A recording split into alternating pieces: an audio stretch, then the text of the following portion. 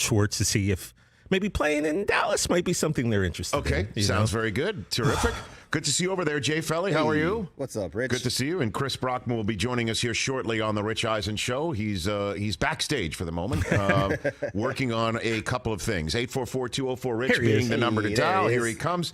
Here comes Chris Brockman. Are we up on YouTube? Is that what's going on, Christopher? Are we up? We good? Yeah, I think we should be good. Okay.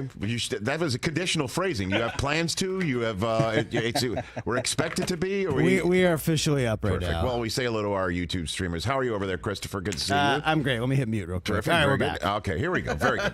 844-204-RICH being the number to dial here on the program. All good in the hood here on the program. So our guests today on the program, we're kind of all over the map. As we should be. We are. Two, I guess one would say activists, provocateurs, comedians, performance artists, all of the above, podcasters. Now, two guys who have their own Netflix show, JT Parr and Chad Kroeger. The good friends Chad and JT Go Deep, which is available for streaming on Netflix, coming up, available right now. They're going to be on this program together. Won't that be interesting? In hour number 3. I have no idea how that's going to go. I have a lot of questions for them, as they've been showing up at city council meetings throughout the country quite a bit. Now they've got their own show on Netflix, and they will be on this show in hour number 3.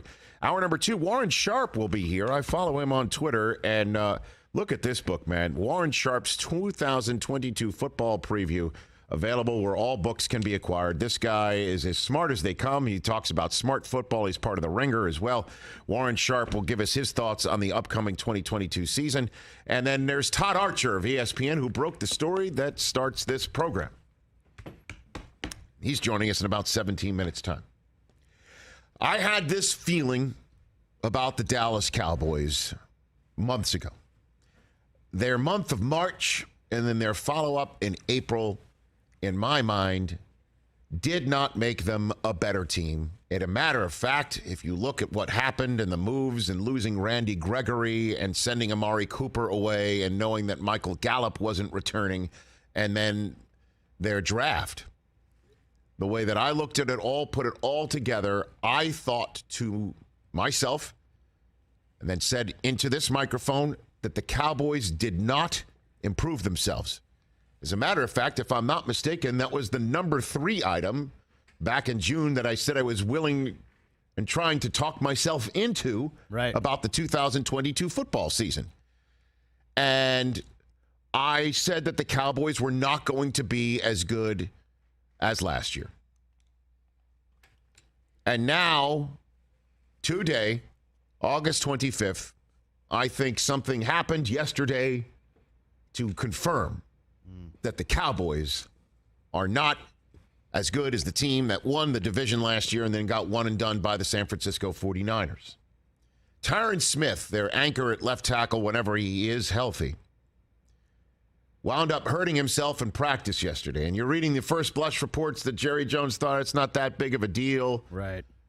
And you also heard that his teammates thought it wasn't that big of a deal, that I guess he gave a grunt as he came off the field, and his teammates can now interpret his grunts.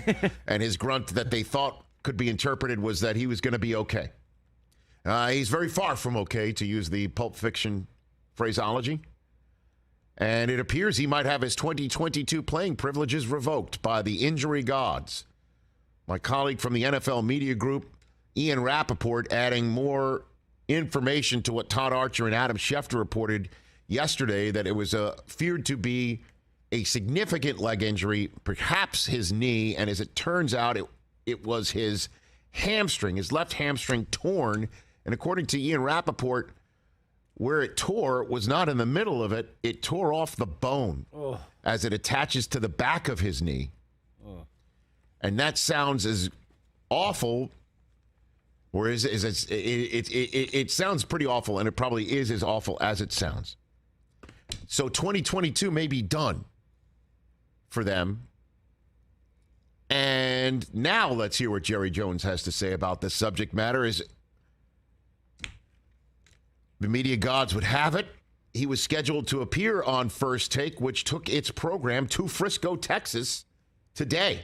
And here's Jerry sitting next to my guy, Michael Irvin, sitting across from my guy, Stephen A. Smith, on the program. Some tough news, obviously, with Tyrant Smith. Will he have to have surgery? Well, I don't know about that. We just really found this out in the wee hours. But it's a setback.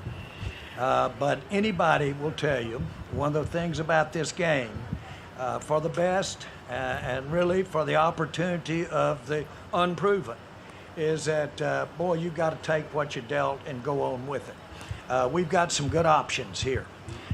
We've got a team around him. We've got a defense that's probably as strong as we've had in a lot of years.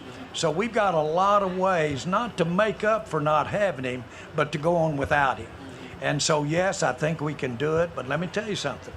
NFL season is 2.5 college seasons long when it comes to games. Yes. 2.5 college. That's right. You start as a freshman and finish up when you're in the middle of your junior year. That's what I told him. I said, I don't want any excuses. He'll be back in time for when it really, really counts. The guy that's wet behind the ear or the old upperclassman that got crippled all of a sudden on the campus can be a different guy at the end of the school year. That's the way pro football is, and we'll have him, and we'll have him at the right time. We'll have him in that San Francisco game, the equivalent of it that we had last year, and maybe we won't fall short. Hey, I'm not surprised that Jerry's not going to sit here and take the approach that I'm taking right now. Clearly not.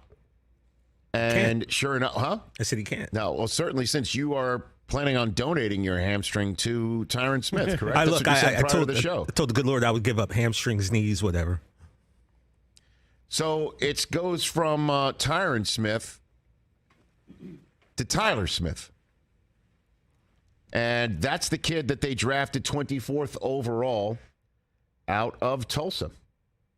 And they're planning on putting him at left guard because, oh, by the way, their offensive line totally different than last year now. We all know Lyle Collins, he's now in Cincinnati. Connor Williams gone. And now Tyrant Smith. Just take a look at how this team performs without Tyrant Smith and how they perform when he's there. Totally different team. Yeah. Any Cowboy fan will tell you that. Obviously, when you change your anchor left tackle to somebody else, there's going to be a problem or a defrayment of consistency. Some teams, that's the way to put it. Like, you won't have the same consistency at the position. But this guy has been such a major part of the reason why the Cowboys, year in and year out, are favorites to win their division. And he's not there. And I don't know, man. You could sit here and say, we'll have him back in December. Okay. Good to know. But this kid out of Tulsa, they were planning on putting him at left guard, and now they're going to have to put him out there on that island of the left tackle position. And here we go. Here come the Tampa Bay Buccaneers. With some offensive line troubles. I know, but okay. Just putting it up. Everybody's got offensive line problems too. My Jets, they're going to have to reconfigure, but I'll take the Bucs and their offense and their weapons outside more than what the Cowboys have. No Amari Cooper, no Cedric Wilson, no Michael Gallup, no Tyrant Smith. I mean, seriously. This is part of the reason why I'm screw it. I'll just say it right now. I was going to wait till the first week of the season or the week leading up. I'm choosing the Eagles to win the division. This seals it for me. I'm choosing the Philadelphia Eagles to win this division. I think they have more of a chance to win it. I understand who Dak is. I understand who Jalen Hurts is becoming. But I look at the weapons that the Eagles have on wide receiver. I can't believe I'm saying it, but I'm saying it. They're better than what the Cowboys have. And I know CeeDee Lamb, everyone is expecting him to have a breakout season. Is Dak going to be upright long enough to find him? And why wouldn't somebody shade their defense his way every single time? You're going to put your best corner on him, And then you'll shade your safety if there's a problem. Everybody knows where Dak's going to be looking. And I like the way the Eagles have built their defense. I like the Eagles' running game. I like the way that the Eagles are playing. They made the playoffs last year themselves. The Eagles had as many playoff victories last season as the Cowboys, having both made it. This is significant, to say the least. And for it to happen now, I mean, Tyrant Smith is going to, Tyler Smith, pardon me, that's the phrase that I heard for the first time when I came into the NFL every day, day in and day out. The Parcells phrase. You got to drop your huggies is what he would always tell rookies. Drop your huggies real fast. He's going to have to drop his huggies like right away. Our buddy John McClain is saying that Jerry should call up the Texans and try to get Laramie Tunsil. How many times is a team going to trade Laramie Tunsil? Yeah, it seems like he could be got for a first-round pick. Maybe a player in there. I don't know. They seem to think they're believing in who they got. But here comes Shaq Barrett. First up, put up the Cowboys schedule if you don't mind. Wow. You want to take another crack at this, TJ? First up, it's Tom Brady. No. It's just take a look at it. Take another Hold on a minute. It's going to stay. First up, it's TB12 coming in. Okay. With Evans, and it looks like Godwin and Russell Gage and Leonard Fournette, and they do have their own offensive line problems. That is significant as well. That's all I was trying to put out. We also have a kind of a beast on defense, too, that's going to be coming for a 45-year-old quarterback who's missed significant time in the offseason. That's all I'm saying. I would just say that I would trust Brady to navigate the problems with his offensive line better than what Dak will do. Okay. I will take that. So losing 2 starting linemen less significant? Yeah. Okay. No, you've lost 3. You've lost 3 from last year. It's a totally revamped offensive line. And now your best offensive lineman, when healthy, is no longer healthy again. And then the Bengals? I just say this. He's amazing. He's great, but he's played 13 games the last 2 seasons. I know. So they have a lot of experience playing without him. I think this is a majorly significant injury. That's the way I'm looking at it. And now I'm putting my chips right on the Philadelphia Eagles. It is their division to take. It is their division to take. Put up that schedule one more time if you don't mind, Hoskins. Because they take no time in getting deep into playoff intense action. 2 home games against the Bucs and the Bengals before visiting the Giants on Monday Night Football. Everybody laugh all you want about the Giants. Go ahead and laugh. You just did. Okay. Here at the Rams, then it's their first game against Philly. Philly could just take everybody by the lapels, snap them back, and put right on the table their calling card for the season. It'll be at home. It'll be on Sunday night. It'll be on NBC. The whole country will be watching. We shall see. And then they hope by December, really, he's going to have surgery to put his hamstring back on his knee bone, and we're going to see him. We're going to see him in what, 10 weeks, 12 weeks? Really? Is that what we're going to do? Okay. I hope so, for your sake, because he's that important. He really is. All right, I'm putting up the poll. Who wins the NFC East? Thank you. Put all 4 there. Let's see if there's anybody out there who wants to put their eggs in the Wentz basket. Because Chase Young, by the way, did you see that? They put him on PUP. Yeah. We won't see him until week 5. Weeks, yeah. That's awful. That's quite the dust up in that defensive locker room. And then you've got the Giants. We'll see what they look like. I've got my top 5 sleeper teams of 2022 all lined up for today's program. And then I've got 3 guests of all across the landscape.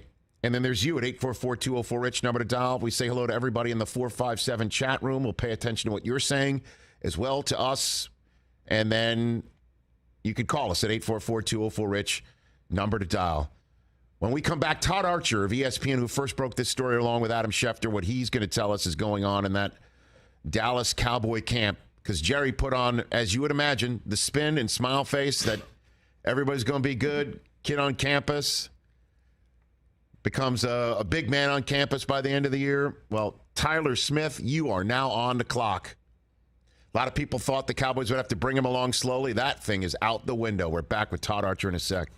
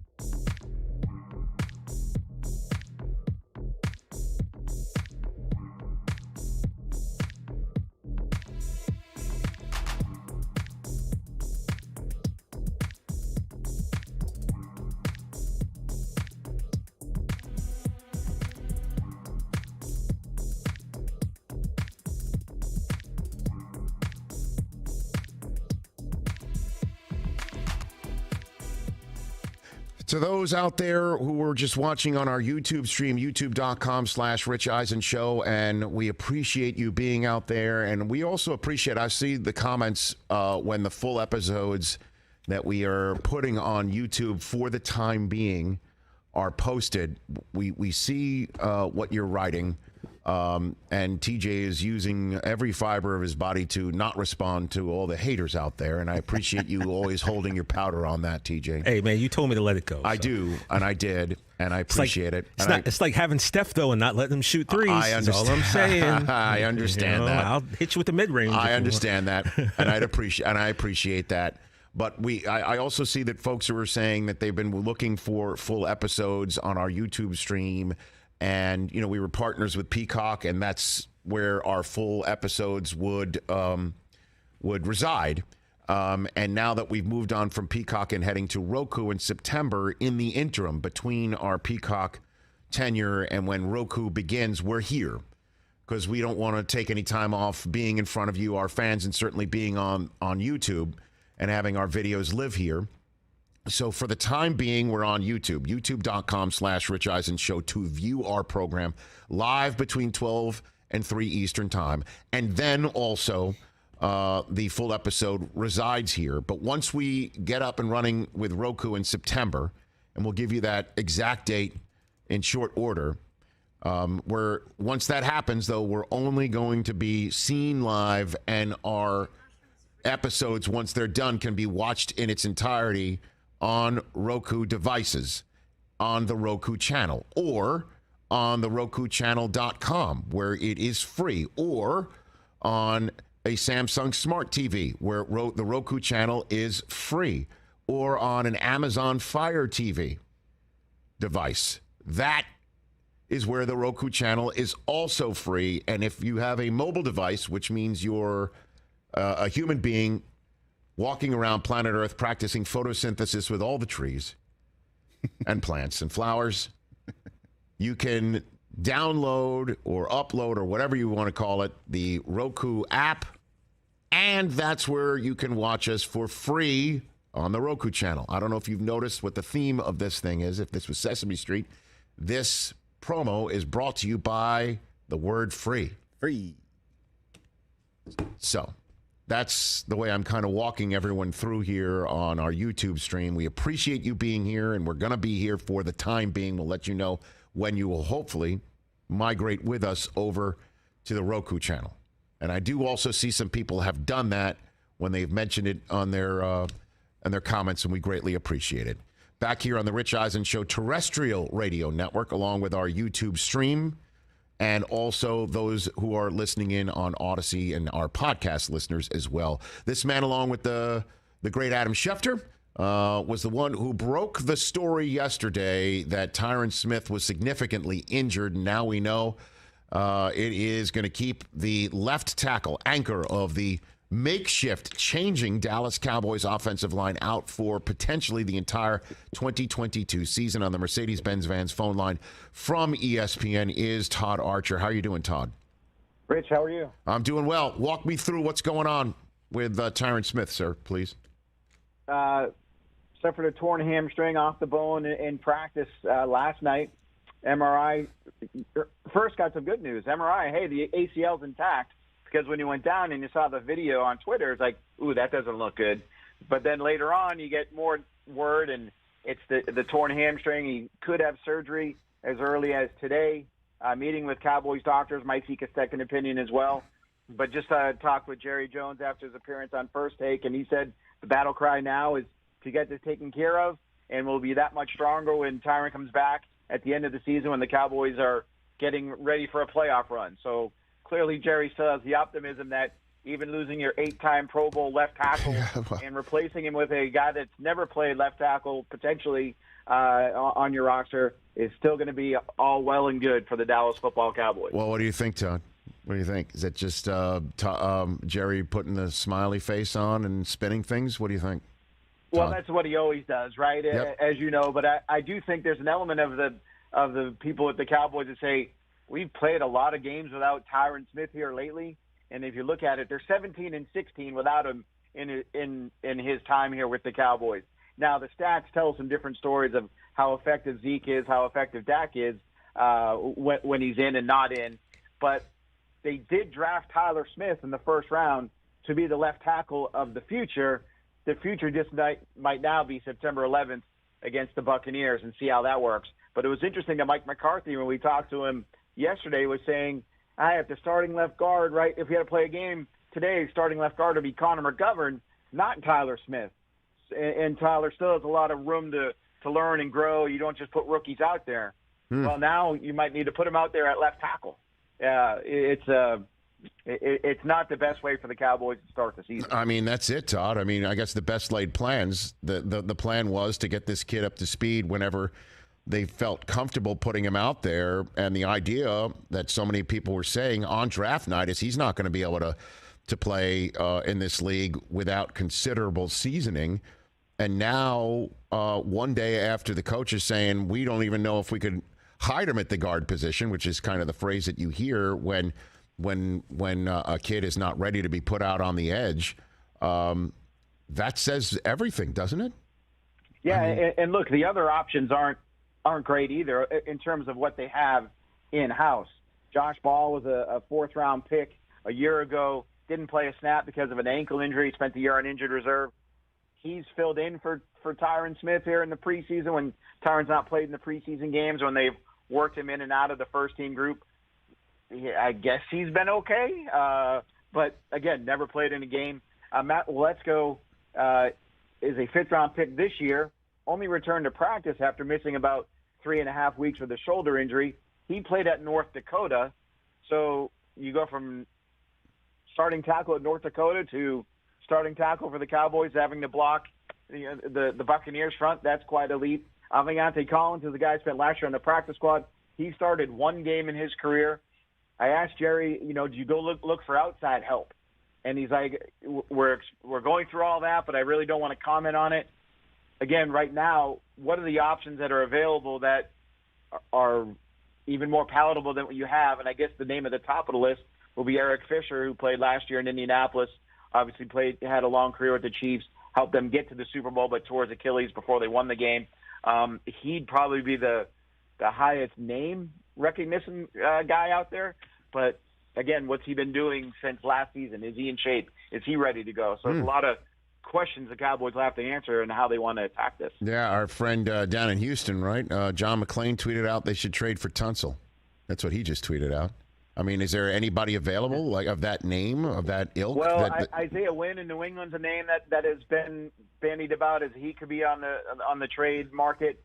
Now he's supposed to make $10.4 million this year, and it's yes, the Cowboys have $21 million in cap room right now, but a good portion of that was being allocated to their practice squad and in-season call-ups and all that.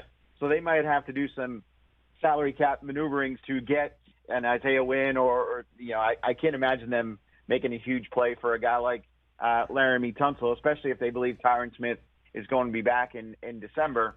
But all options have to be on the table if you're the Cowboys and if you're Jerry Jones, because, look, we know he believes they have a team that can win.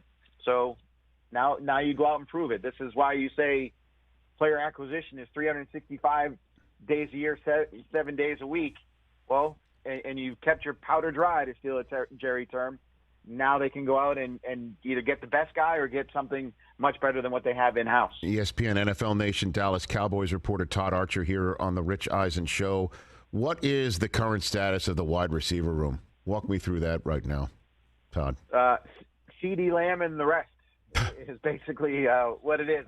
Again, the only other guy that's caught a pass from Dak Prescott in a regular season game right now is Noah Brown, and I don't think he has 40 catches in his first 5 seasons in the league.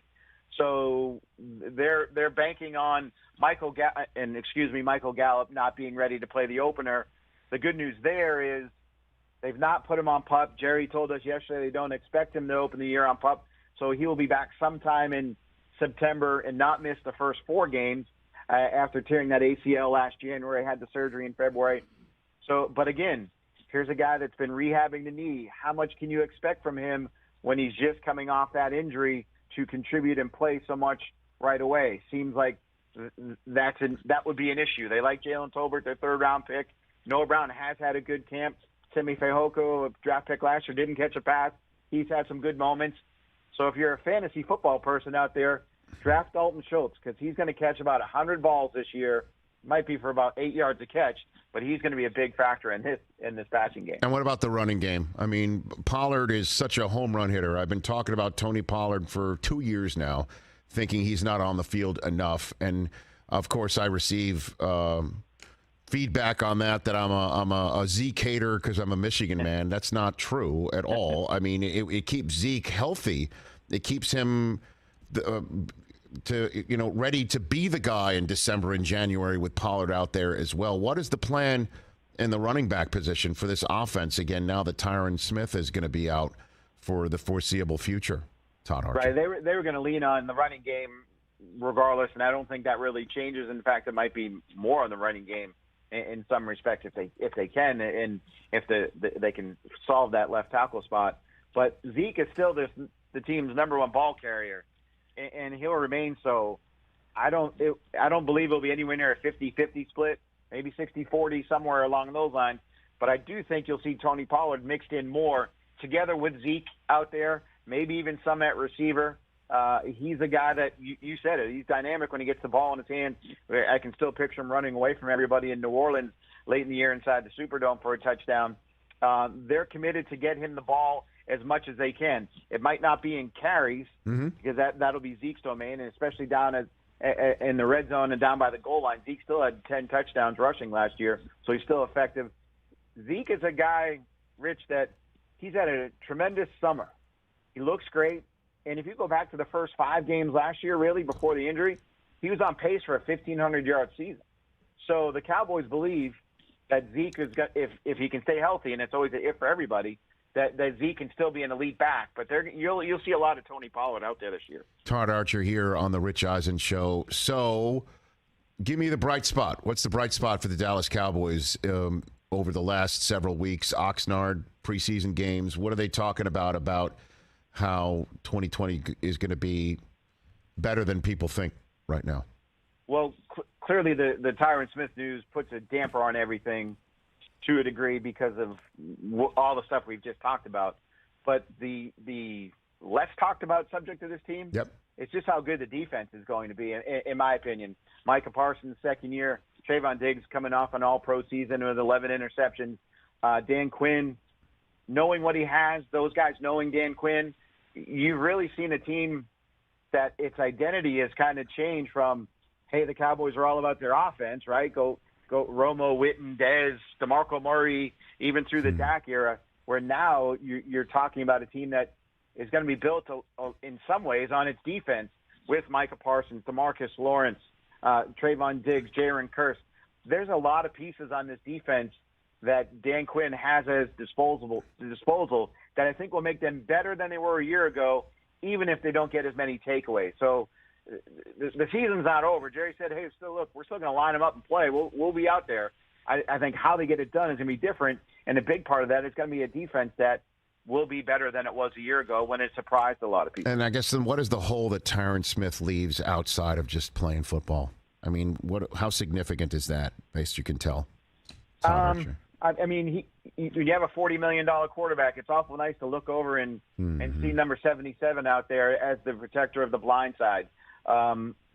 Again, they've gotten used to life without him, perhaps too much, and this might be his final year with the Cowboys because of all the injuries and age and everything catching up to him.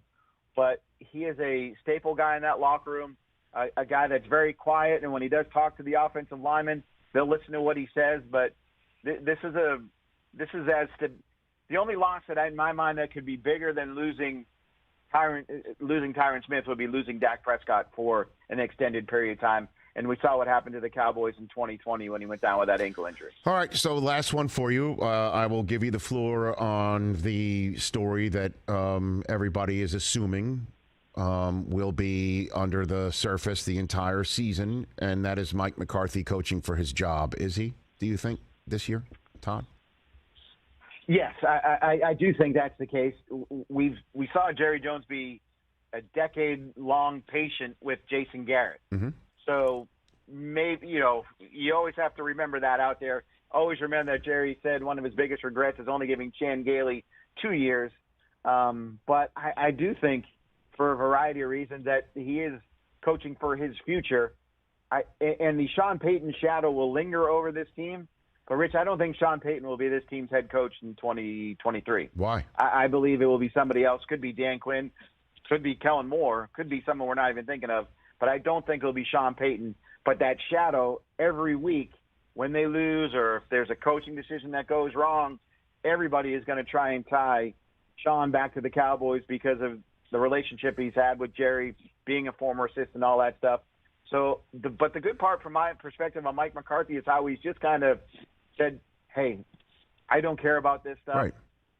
I can't control it. Have fun with your narratives. I'm just going to coach my team. And he seems like a much more relaxed coach this year than he has in his previous couple seasons. Yeah, here. I spoke to him after the draft, and that was right in the moment where, everyone was really wondering, or was it maybe before the draft, I think. Yeah. It was after the Combine. That's what it was. It was after the Combine, and after he made those comments Jerry did that was on DallasCowboys.com talking about how so many assistants don't take jobs elsewhere as head coaches because they know they've got a great shot to be the head coach of the Dallas Cowboys, right? Eventually. And so he did sound totally at peace, if you will, with that, although a little bit disturbed in how he had to talk to Dan Quinn saying, hey, man, don't leave just because you think it would be awkward if you stay. And so put that all together, why don't you, though, think that Sean Payton would be the guy? Why are you so, I guess, decisive? I think that was something that maybe a couple, 3-4 years ago almost came to fruition when Jason Garrett was the coach. But I just think too much time has passed, and the money that Sean may or may not want might be out of Jerry's realm of what he wants to pay coaches. Remember, he's the guy that said, I can get 500 coaches in here to win a Super Bowl back in the Jimmy Johnson time. And, if Sean wants to have full and final say, that's never happening here, despite the head coach having an awful lot of influence. He still wouldn't get everything he wants I just don't. I think it's all of us trying to put 2 and 2 together, and it may equal 4. But I think for the Cowboys, for people that have talked with Jerry, I just think it's something that is kind of past it's overdue. It's not going to happen now. Todd Archer, thanks for the call, sir. Really appreciate your work and your time here. Let's do this again soon. Thanks for being here. Thanks, Rich. I really appreciate it. You got it. That's Todd Archer of ESPN covering the Cowboys for them. All right, TJ, what'd you make of that? You're the Cowboy fan here. Yeah, I mean, look, obviously, Tyrant Smith, one of the greatest linemen of all time, plays, one of the most physically demanding and important positions on the football field. We all know how important the left tackle is. Of course, losing him is going to be tough. It's going to affect the run game because, running to the left side is something that the Cowboys do quite often, and why wouldn't you? But, I mean, it's football, right? It's the next man up, and that's how you got to look at it. You can sit here and be down, but the fact of the matter is you got some highly paid, experienced, professional grown men out there, and you just got to step up. Next man up. That's how it's got to be, unfortunately. Well, it sounds like, again, if the defense is as good as advertised in the way that Todd Archer just laid it out there, what do you got? You got to give them 21 a game. Let's just say that. Let's be generous and say 21 a game is what'll get you home more often than not to win your division. 21 a game. 24 a game. Let's do that. So your kicker can't miss. No. And you also can't miss in the red zone. You can't settle. You got to get those points. Let's hope as well your defense provides some. And with Gallup needing to get up to speed as well, and you just heard Todd Archer describe the wide receiver room as CeeDee Lamb and everyone else. Yeah. And that get Dalton Schultz in your fantasy league because it's going to cost he'll get you 100 catches, right? 100 targets. I wrote his name down. And so, to me, certainly if you've got to play a quick game, you got to get that ball out. Certainly if you're concerned in the first month, 6 weeks of the season that your kid and Tyler Smith isn't ready completely. Quick game. I'm telling you, man, that's got Tony Pollard written all over it. You got to get him and Zeke on the field together. You got to put him in a slot. You got to use him. You got to make him. Yeah, he's electric. Like a jack of all trades. You got to make him. You got to make him like get him in space, and let him do his work, and get him running 60 yards because he's in space and he busts one, and that's how you get your points. I have no problem with that. I know you have no problem, and I know that is so easier said than done. But hopefully I think Kellen Moore is paying attention. I don't know why I'm so Tony Pollard. I'm fixated on him. Well, I think you do have a little anti-Zeke bias because of Ohio State, but it's not going to carry over to this. Stop you know, that. maybe just in the bowels of your soul a little bit. I do not feel that way about him. I felt that way about him in fantasy. That I want to have players on my team who I like to root for. So that seems like a bias. But that's a bias when it comes to fantasy. But when I'm talking professionally about this team, I say Pollard is there not because Zeke sucks. No, yeah. Or I don't want Zeke to be successful. You've been high on Pollard. You need Zeke to hit people in the mouth. He's your red zone guy. How many times have you been just screaming and yelling at the screen? Give it to him again inside the 5. All the time. What are you doing? Yeah. Let him do that whole eat thing. Feed him. Right. And so you need him in December. You need him in January to be strong. The way to do that is give him less mileage at the beginning of the season. Certainly if he's going to be hit behind the line of scrimmage because of your situation. Yeah. But I'm also now saying, though, that using Pollard to spell Zeke, I think, might be now as a best laid plan that you have to scrap. Yeah, because if you need to get the ball out fast, you need to get a guy in space. You need a quick game. You need somebody that's tough to cover because you also could scheme him free. You could also start him in the backfield, get a matchup problem. That's your guy, man. That's your guy because they're going to key like crazy on CeeDee Lamb. So you're saying don't use him to spell Zeke. You're saying have him out there as a focal I point think of the the idea offense, of which I spelling understand. Zeke is now, that's history. You got to get your best guys Out in the there. field. I agree with you. You're taking on Cincinnati. They're going to score points. I think this defense, the way Todd Archer was talking about, is one of the best in the league. We saw it last year. They're going to have to do it again. Oh, man. But again, your I'm margin not. for error just got really slim. We can't like crumble and get too No, worried you right can't. now. I But know it's, that. yeah, there's problems. It's August 25th. I get it, but it's Settle also down my just job. a little bit. Thank you, Jerry. It's my job to assimilate it and then disseminate it, and that's why I think this is now the Eagles' division to take. I think they're the better rostered team. You might not be wrong about that. 844-204-RICH, number to dial. We're eager to take your thoughts on the situation. Chris? Hey, Rich. I know you just wrote something down for fantasy football. There is... You should have known that, Chris. And I know I give you crap for your crazy-ass fantasy league that's drafting this weekend because there's no time limit, right? There's no time limit. Your guys, 14 teams. There's 14 guys who could take as long as they want to choose a pick, which is the dumbest thing I've ever heard. And what's even worse is that 5 guys aren't coming. 5 guys haven't made the trip, so they're drafting remotely.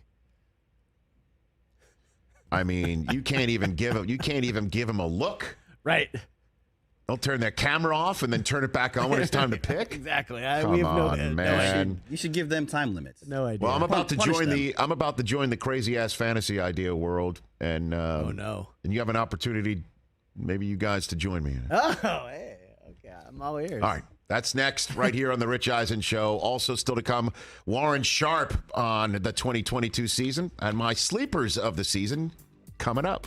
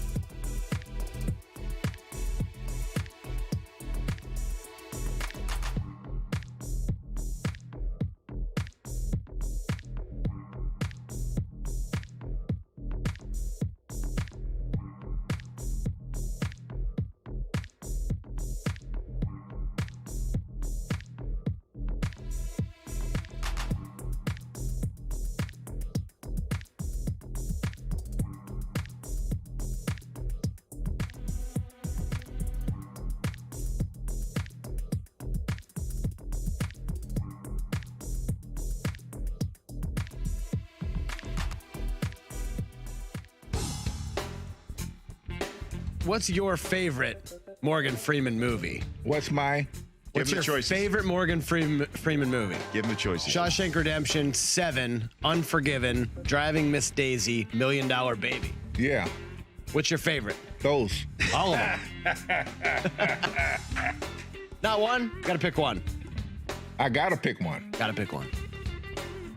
Life's about making decisions, Morgan.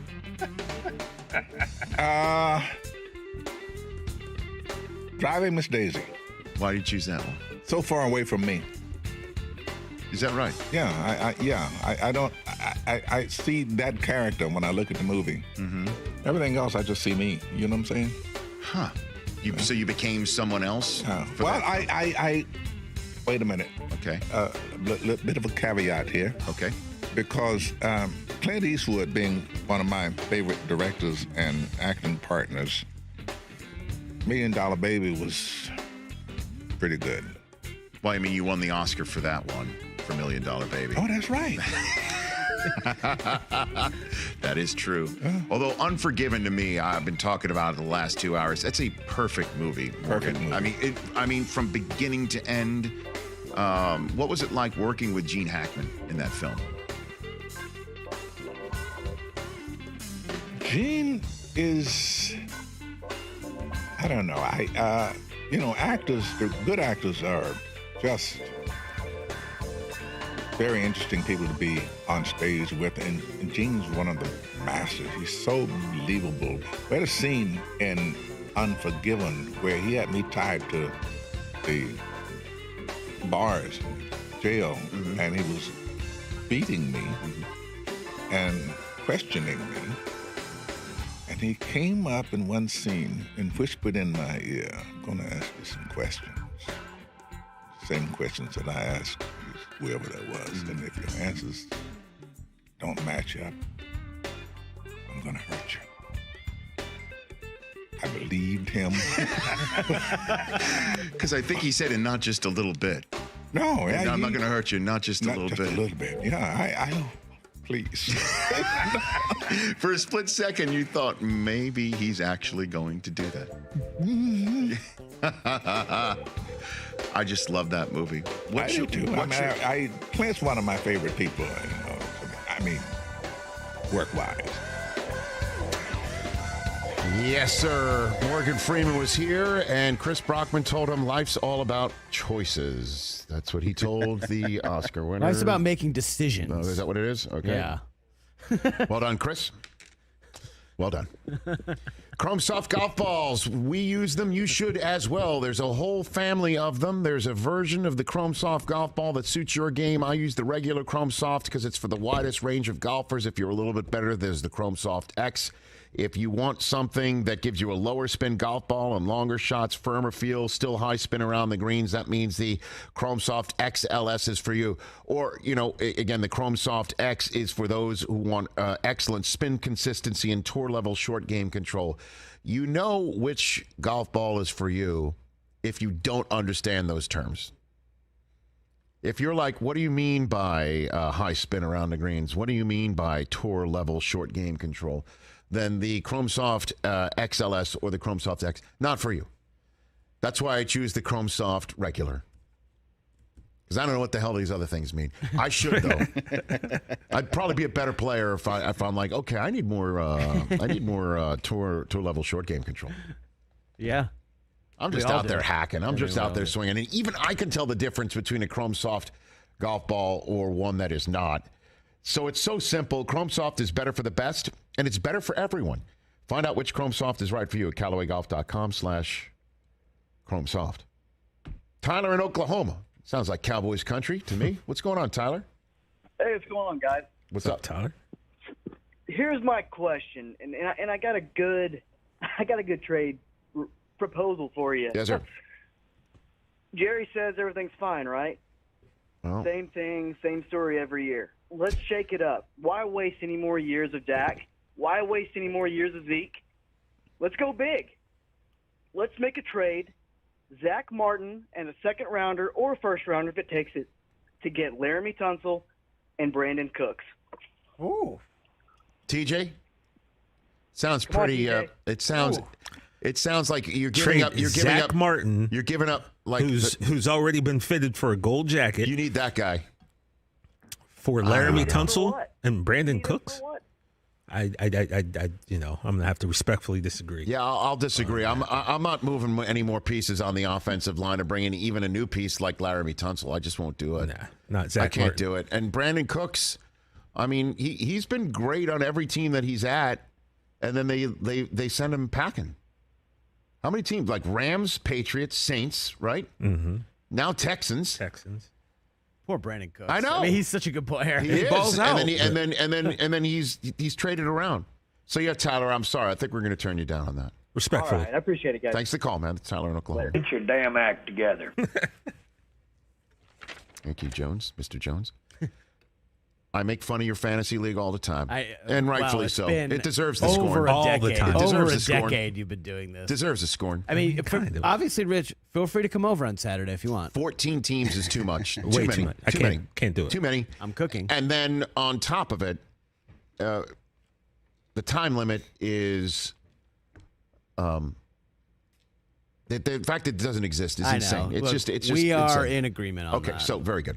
So I just got invited to participate in a fantasy league that ordinarily I would just reject out of hand because I don't need another one. Right. All right. Yes. But Joe Latrulio, the most delightful human being on planet Earth, he is frequent amazing. friend of this program. Very delightful. Those who know Brooklyn Nine-Nine know him and so many other things that he's been in. He invited me to a fantasy league. And the fantasy league is called Best Ball. You ever hear this? No. Okay. So here's how it goes. 20 roster spots. Jeez. Okay. 20 roster spots. You start 9. Okay. 1 quarterback, 2 wide receivers, 2 running backs, a flex, a tight end, and a defense. Okay. So the usual drill. Right there. No kicker? Or is it 3 wide receivers? Yeah, no kicker. I'm down with that. No kicker. No kickers. No kicker. I believe that is the case. I'm down with that. Yeah. Let me get this straight. I guess I should have gotten this straight from the very beginning. He texted me that it is 1 quarterback, 2 running backs, 3 wide receivers, 1 tight end, 1 flex, 1 defense. Okay. Now here's the drill. The 20 players that you get are all you get. You cannot trade. You cannot drop. Oh. If they're injured, you Tough, lose. you're stuck with them? You're stuck. And you don't choose your lineup. The computer chooses it for you based on the point total. You don't choose. Basically, all you do is draft. Wait. Let it go. So you take 20 guys. Yes. You are in charge of picking them. Correct. Okay. And then each week, all these leagues have projected points, Your right? draft position's randomly picked by a computer as well. Then it's a snake draft, 20 rounds to fill the roster. You have 2 hours to make a selection. And so your pick may come up while you're sleeping, so you have to order players. What? So it's not randomly selected by a computer and somebody you don't want. So it could start at any time. Could start at any. Well, it starts. And then the minute all 12 spots. The draft starts. Are started. Yes. So it could auto draft, but you can just have your screen open. But you have your screen open and you have to order the players. Oh my gosh. Or if you're awake and it's your time to pick, you can literally make the correct. choice. This is savage. I have no idea who's in the league. I can only guess it's. Did you agree to do this? I did, and I became the 11th team. Oh, so there's one slot open? There's one slot open, and he has offered it to the Rich Eisen show because Cannavale is snoozing. Can I be honest with you? I kind of feel like I'd rather do Brockman's league. Oh, wow. And I don't even want to, but and you don't even want to do my league. No, but you're just gonna leave it up to like God's hands and fate, and you just like no. I mean, like you get an email, hey, you're on the clock. You then have 2 hours to make a pick, and you don't need to take all 2 hours. You could just go on the site and see who's available. But if it's 1 in the morning, you sleep and through it. Sleeping, you wake up the next day and you see it was your. You have Brian Hartline. Well, I mean, you have the best player available. Right, best player available. But you can't. But it could be a position you already have, and you only get 20 roster spots for the whole year. Yeah. Also, one thing I'm very good at in fantasy football, as my league will tell you, I'm very good at coming out on top of trades. So yeah, no trades, if no I pickups, can't use no my nothing. GM hat, then no waiver wire pickups, no nothing. Then what's the point? I don't know. Man, this is ridiculous. I mean, no disrespect to this league, but hold on. So you reject it? I have another question. Hold on. Okay, we're back in a second here on the show on the radio. Okay, so the lineup each week, okay, you said, it's all based on whoever has the highest projected point total? That I'm not familiar with. If the computer is whoever the highest projected point total or has already had the most points in the season so far. Yeah.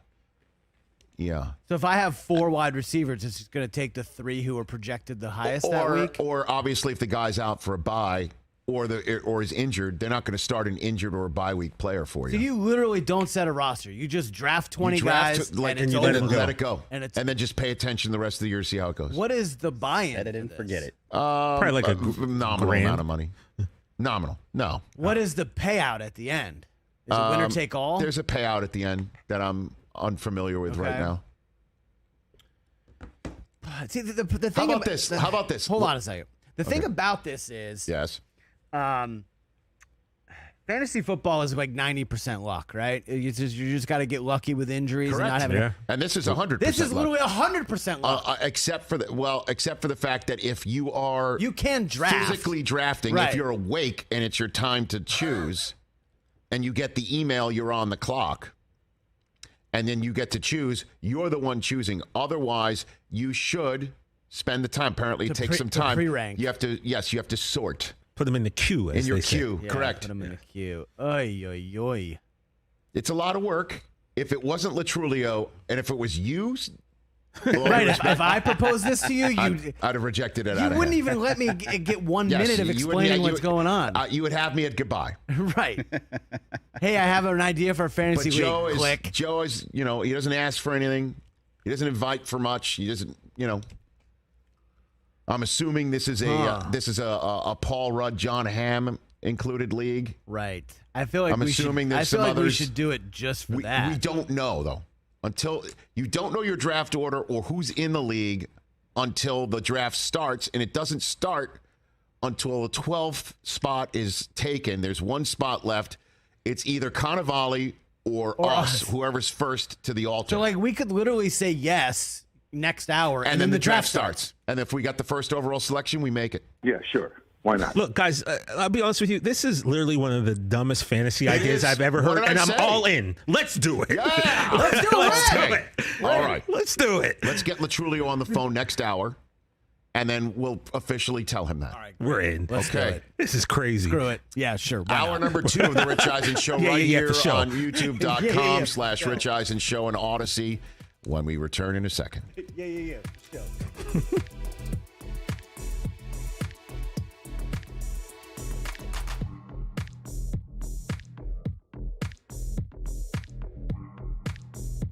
Yeah, for sure.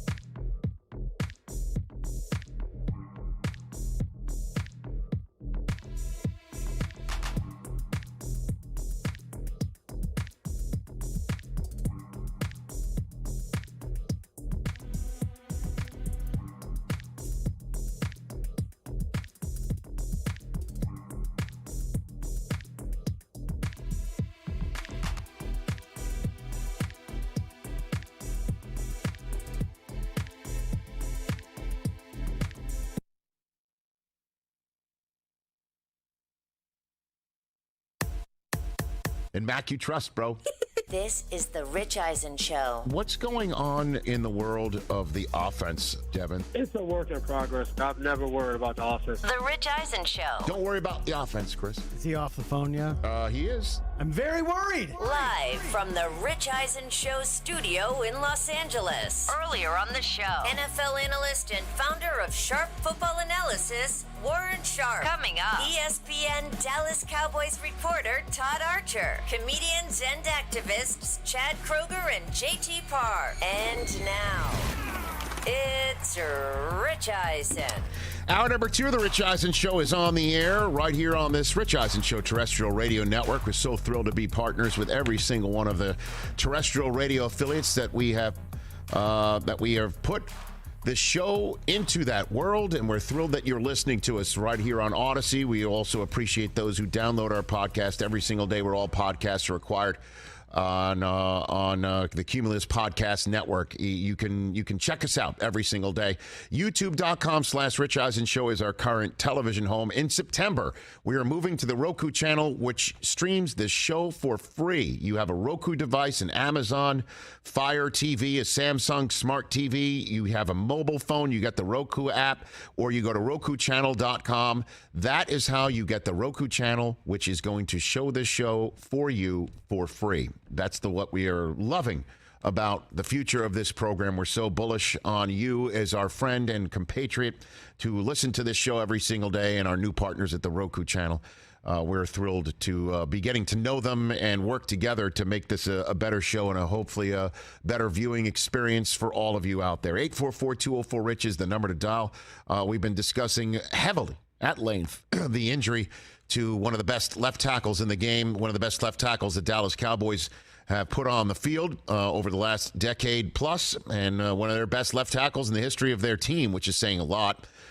Tyrant Smith is out for what looks like the season, people. I got to tell you, when you're a man this big and your hamstring that big off of your knee that big and it tears away from the back of the bone and it's going to require surgery to repair, as Ian Rappaport is saying, a December return seems like there's a pie and that's the sky. That's what it sounds like to me. But Jerry Jones was saying it's entirely possible that they're going to get him back at the very important part of the season for them. He said he should be out there against the 49ers in a game like the one that they were against the 49ers last year. That's his way of saying that they're going to be in a playoff game. Unfortunately for Cowboys fans, they know that playoff game resulted in a loss.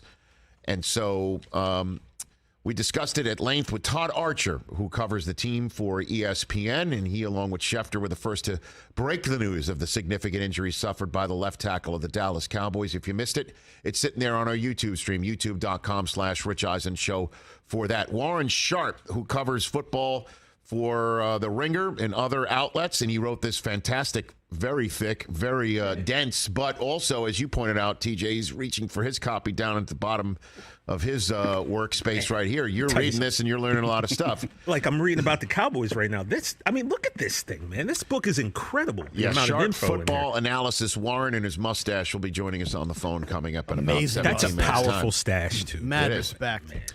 And also on the show, making their way to our studio, Chad and JT of Chad and JT Go Deep, available for streaming right now on Netflix. They have a very popular podcast as well called Going Deep with Chad and JT.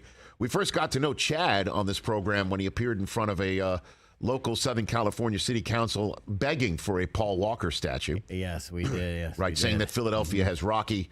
What was it? San Clemente. San Clemente needs a Paul Walker statue. R.I.P. So Chad and JT, activists who are very inspiring in their work, will be joining us in studio hour number 3 on this program.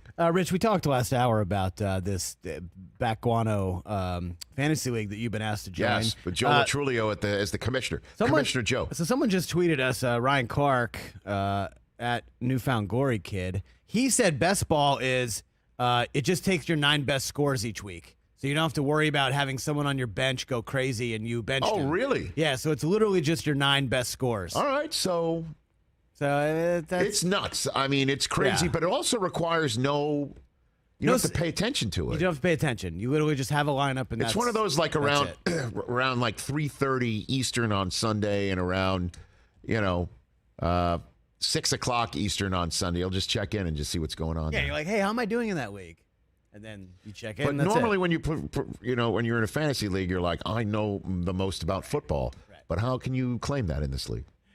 You're just the luckiest. So if I'm going against Ham, I mean, that guy's got a horseshoe, Yeah, because you're not the handsomest. I mean, Paul Rudd. If we're going against Paul Rudd. Oh, gosh. Talk about a horseshoe. The guy's my age. I look like I'm 80. He looks like he's still in Clueless. Honestly, we watched Clueless the other day with my oldest. You did? Yes, Zan. We showed him Clueless. Amazing. And he knows Paul. Right. And even he's like, he looks the same. And he's 14. By the way, I'm talking about my son, not Paul Rudd in that movie. Yeah. Right, of course. I just saw Paul Rudd a couple months ago. He was confused how what's her name in the? Alicia I know it's Silverstone? Alicia Silverstone. What's her character in that? I forgot. Cher. Cher. How Cher and her stepbrother wind up together. My son was a little confused by that. Yeah, that's understandable, but it was confusing when you watched it the first time. Yes, I'm just glad that he's confused by it. That's all I'm saying. And not okay with it. 844-204-RICH is the number to dial here on this edition of the program. Let's take a couple phone calls right here. Jimmy in San Antonio, one of our favorites. What's up, Jimmy? How are you? Well, it's noon and I'm already drinking. Right. So Yeah, buddy. What do we got? Jimmy. What do we got? whiskey, drinking whiskey straight. Neat. Attaboy. I never, not on the rocks. What are you doing? You're a neat guy. The Cowboys. Oh my God, it's not looking good, TJ. And that margin of error you were talking about, Rich, it did get smaller, significant. It did. There's no question. There's no question. I mean, when you're going to throw out there at the left tackle a young offensive lineman that you drafted with a lot of people wondering why they did it, and the coach, as Todd Archer pointed out last hour, said yesterday, isn't ready for the left guard position where you normally stick somebody inside because they're not ready to go outside. And now the kid who wasn't ready to go inside better be ready to go outside. That sounds like a problem to me, Jimmy. Well, it is, but, help cheer me up because now you guys are in the DAL fantasy football, the dopey-ass league. I don't know what's going on. Yeah, I know that. Doesn't that sound strange to you? I know y'all are drafting the tight end, right? What's the one, Brockman? Dalton Schultz. Well, here's the deal, Dalton Jimmy. Schultz. Let me do this for you. I'm also down with Dallas Goedert. Jimmy, let me do this for you. Thank you. I'm going to say this. I'm going to finish the show on a positive note. Not only because we've got people in Chad and JT, top-notch activists who make the world better, coming in studio in hour number 3. I'm going to finish this show with an attaboy for Cowboys fans and how it's going to work out well for them in the end. How does that sound, Jimmy? I'd like to hear this myself. Well, stay tuned for that. And if y'all are looking for angel investors, I'm willing to invest in your fantasy team on the Dopey-ass league. Okay. Jimmy, contact Christopher. Thank you, He is in Jimmy. charge of angel investing, and Yes, plus, please. he's in that. I can't, and he's part of the RES Consulting Angel Investing wing. That's his silo within the RES Consulting Wait, wing. do we want to trust him with the finances, though? No, I mean, And HR. that's a lot to put. Yes, we do, because he's got the tightest fist People. here, so that's the way we Yeah, want but to he's do it. also not good at allocating funds. Yo, 6-0 preseason betting. No, guys. he's Come on now. he's fine at allocating funds. He's terrible at making sure payments are made on time. Okay. Dispersing is not. Disbursement. Yeah. Disbursement is Maybe a we should problem. let Feller handle this. Okay, thank you very much. Thanks, Jimmy. Kid Appreciate Maserati. it. No, stay tuned for later. I'm gonna give a little wet kiss to Cowboys fans later. Enjoy the Brown stuff. Okay, very good. Wow, that was loud. All right. Oh man. All right, you ready for another top 5? I love ready for another top top 5? I love all The other lists. day, my All top lists. 5 teams that are the most intriguing to me, fascinating teams entering the 2022 season. I could see that folks were watching that on our YouTube stream. I greatly appreciate that. Here are my top 5 sleeper teams entering 2022. Normally, I choose just the one, but since we're into this whole list thing on this Yes, program, you like my absolutely. lists? Love lists. People like the lists? Everyone likes lists. All right. Here we go. Music, please. Thanks so much. Here are my top 5 NFL sleeper teams for the 2022 season. Chris, you've been on this team for a while. You've even said this team might make the playoffs. Yeah, buddy. Which is really what I'm saying about these teams, is that I think they can make the playoffs and shock people. Or at least, if that's the high water mark, part of their mark will flirt with making the playoffs. They may not, but they're definitely going to beat you. Come on. At least at the bottom part of my list, that's what I'm saying. At the top, I think you might be talking about a playoff team. Okay. All right. I like But it. you think they could be a playoff team. I think so. And I think that we're going to see this team improve merely because of their Yes. new head coach. Yes. Not just because of the new head coach Let's being go. a guy with a Super Bowl ring, but also the fact that he's not named Urban Meyer. Bam. Number 5, sleeper team on my top 5 sleeper teams of 2022 are the Jacksonville Jaguars. We have no idea how good Trevor Lawrence can be. True. We have no idea how good Travis Etienne can be. True. We have no idea how good this team can be. Javon Walker, does he look good or what? Does he look good to you? He does. Right? He does. So it looks like maybe he was the right choice. And I'm an Aiden Hutchinson guy. Never know, right? Never know. Travon Walker could be the guy. And so here we go. Jacksonville Jaguars and the number 5 potential sleeper team of the season. I like it. All right. Number 4, I'm just going to go with it because a lot of people are saying it, and I believe it too. I'm not just going to go away from it because a lot of people are saying it, because we're seeing it behind the scenes right now on HBO, and I'm not talking about the new House of Dragons. I'm talking about the House of Lions, run by the Grand Maester himself. Well, the Lions are the Lannisters, Rich. Okay. They don't have a prequel yet. Okay, sounds good. The Detroit Lions are the number 4 sleeper team on my sleeper team list. It's entirely possible my guy Aiden Hutchinson can come in and make a difference. Let's not forget Jeff Okuda's coming back, right? So they kind of get 2 top-notch draft choices from the Big Ten coming back right now. He hardly played a lick last year before blowing out his Achilles.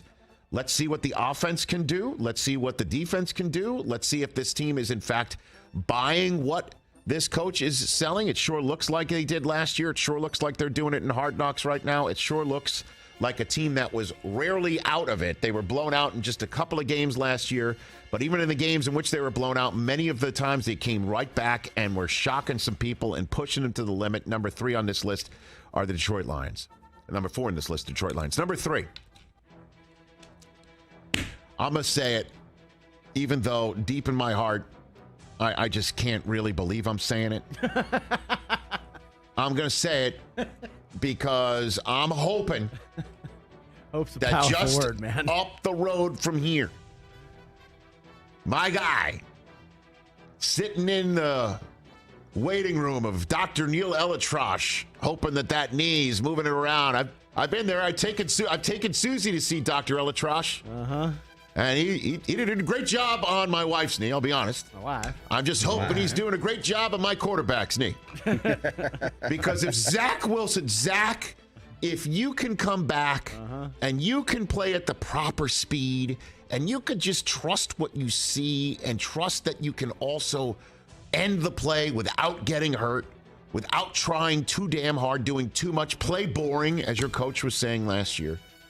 With the weapons that are out there for the Jets, with the way that the line, even though they do have injuries on that line like many, the way that Sauce Gardner appears to be as advertised, and Jermaine Johnson and Breece Hall, and this defense that's got Carl Lawson coming back, that they have a pass rush and a coach that in the fourth quarter of a preseason game almost gets flagged for celebrating when his defense scores. God, I hope the Jets are a sleeper team of 2022 because they sure can be if the football gods will just stop kicking us in the nuts for 2 seconds. And kick them in the ding-ding. Number 2 on this list is a team that used to be a perennial playoff team. That's because they had a first ballot Hall of Fame quarterback attached spiritually and everything else to his head coach. But that quarterback and that head coach is gone. I think the New Orleans Saints are a sleeper team in 2022, people. I think we're going to see some W's eaten, and I think Jameis is going to make the most of his opportunity if he stays healthy. And Kent Gard-Mike is back. You even said Chris Olave could be the offensive rookie of the year. Could be. Would you have him as the overaction Mondays? He's going to have 10 touchdowns? Challenging Randy Moss's touchdown. Okay, I mean, that is saying a lot. And if Alvin Kamara is not going to get suspended out of the blue for something that happened in the Pro Bowl, and this, I've told you, this is a defensive team dressed in the offensive guru clothing because of Sean Payton and all of that. And you heard Cameron Jordan come on the show the other day and say, hey, I've got a head coach that doesn't run the play again because the defense won the play in training camp. It's just like, okay, you got a coach that's going to basically now say that this is just, hey, offense, give me 17, give me 21, give me 24, we're going to win. So I think the Saints are a sleeper team. That's number 2. Number 1, I'm going to back up. Cowboys, yes. No. They're just asleep. Boo. You're going to feel real bad about these words later on. It's Rip Van Vandenbosch, right? Okay. I'm going to back up one of my most recent concepts I'm talking myself into for the 2022 season. And that one is that Kevin O'Connell is going to unlock Kirk Cousins' inner winner. It's in there. It's in there. That you like that guy every single time, with the exception of that playoff game that he won. Under the lights, as we all know, is what is affectionately referred to on NFL Game Day morning for years as a BGT. What's that? Big game turd. And I believe that Kevin O'Connell, with the offensive mindset of a Sean McVay and the offense of a Sean McVay with Justin Jefferson and Dalvin Cook. Watch out now. And Adam Thielen.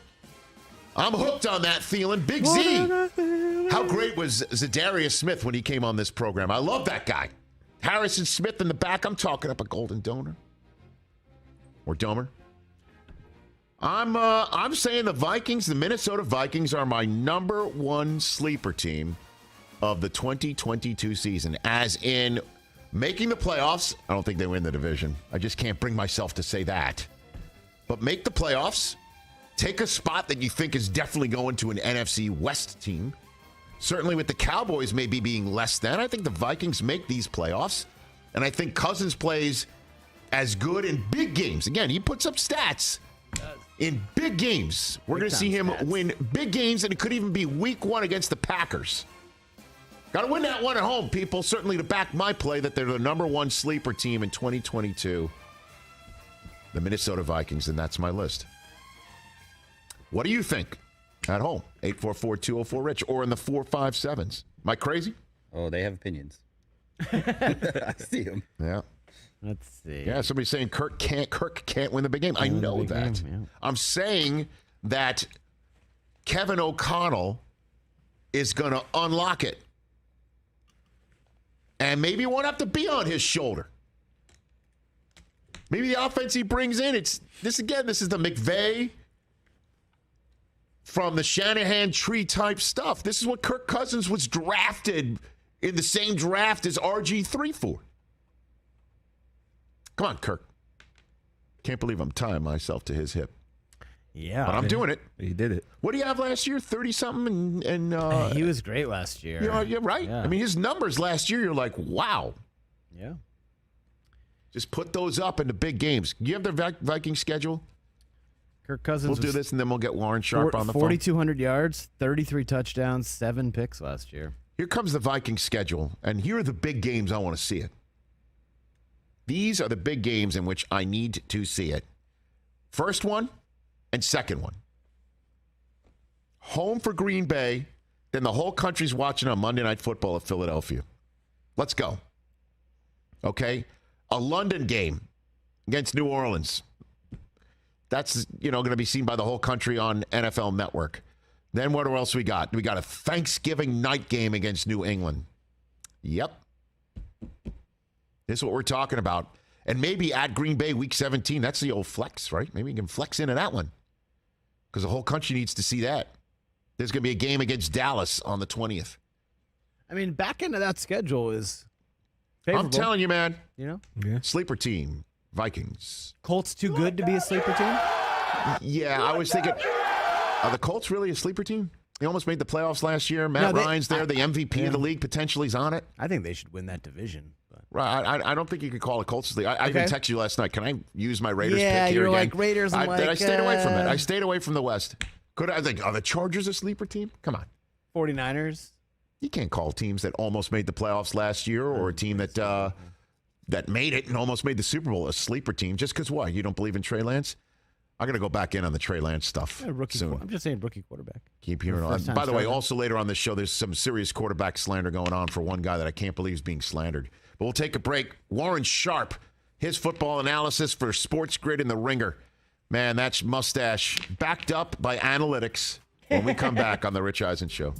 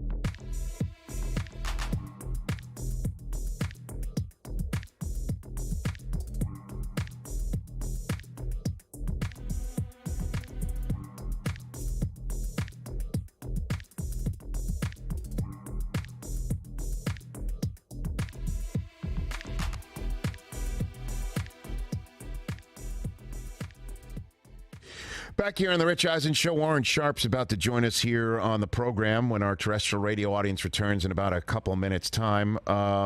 Commissioner Latrulio is sending you, Christopher, an invitation right now if you choose to accept it. He's also going to call in about 20 minutes' time to answer any of your questions in case you need any of them answered. Fantastic. About this, what did you guys call it? Crazy ass fantasy league? Is that what it is? The caller had a. Jimmy said the DAL. Dumbass league? I think it was Dopey. Oh, Dopey ass league. Yeah. Elijah in Oakland, California. Let's take your call. 844-204-RICH, number to dial. What's up, Elijah? We'll set a seat for you here. That's a Jewish joke. Little Seder humor, Elijah, welcoming you in. What's up, sir? Hi. Morning, Rich. Appreciate you bringing me on the show. Thanks for calling in. What's on your mind? I just want to say I appreciate all the Trey Lance love you've been giving throughout the whole off season. You know what I mean? I believe it. I believe it. Yeah. I feel like Trey Lance will win MVP this year. MVP It's not going to be as dynamic passing-wise as the Patrick Mahomes season was, but the team is so built great around him that he has a chance to win MVP in my opinion. Say what? Again, MVP of the league. Is that what you're saying? Yeah, Trey Lance, most valuable player. Okay, Elijah, let's mark the date and time that happened. So if it actually happens, you've got to call back, okay? Or call us during the season. Sure will. How does that sound? Yeah, look, man, I am very high on Trey Lance. Yeah, you are. But not winning the MVP of the season. Trey Lance, 28-1 MVP odds. The reason why you could say he's got a shot to win the MVP is because of the situation or the roster around him. I mean, the weapons are there for anyone to win the MVP from the quarterback spot. The weapons are there. Debo's there, and Kittle's there, and Ayuk's there, just to name three. The run game is always going to be there, as you know. They've got a whole bunch of running backs who can run it. And that's why, baseball players hit one another because some of their players are so good that they have to be rostered on injured reserve. So, Lance, though, winning the MVP is, I think, not going to happen, even though I'm very, very high on Trey Lance. And I know people are not because we haven't seen him play. And when we did see him play last year, he was so inconsistent. Everyone was wondering, when's Jimmy Garoppolo coming back? And normally you usually like to see a number 3 overall selected quarterback come out of the box and look like he can win the Super Bowl on the spot. So I think, though, this is going to be a very good season for Trey Lance. MVP, not so much, clearly. Back here on a terrestrial radio network, here on the Rich Eisen Show, 844-204-RICH is indeed the number to dial here on the program. We all follow this man on Twitter. I follow him, but he's never really been on this program, so that's about to change. His new book is must-read for all NFL fans prior to the season. Certainly if you are going to go in to your fantasy world knowing what's what. The 2022 football preview, the fastest way to get smart for the 2022 pro football season, is available where all books can be acquired. The lead analyst at SportsGrid, The Ringer, and Sharp Football Analysis here on the Mercedes-Benz Vans phone line. Welcome to the Rich Eisen Show, Warren Sharp. How you doing, Warren? Hey, I'm doing great, Rich. So happy to be able to talk to you for the first time. Right back at you, man. I really enjoy following you on Twitter. You do, in fact, make me smarter. Let's talk to you first about the story of the day. Tyrant Smith out for the foreseeable future. It sounds like the season. Jerry Jones on First Take made it seem like it's possible he returns late in the regular season campaign and is back for a playoff game. How significant is this injury in your mind, Warren? It's massive. I think people are still underestimating the importance of Tyrant Smith out on the field. You could look at splits in a variety of different ways, but what I like to look at splits, first, let's talk about the run game, the impact in the run game. When Dallas has him on the field and they are running the football with their running back on early downs in the first 3 quarters, and I always segregate stats, Rich. I always like to split out things that aren't quite as predictive. That's third downs or fourth quarters of games. So I like to look at early downs in the first 3 quarters.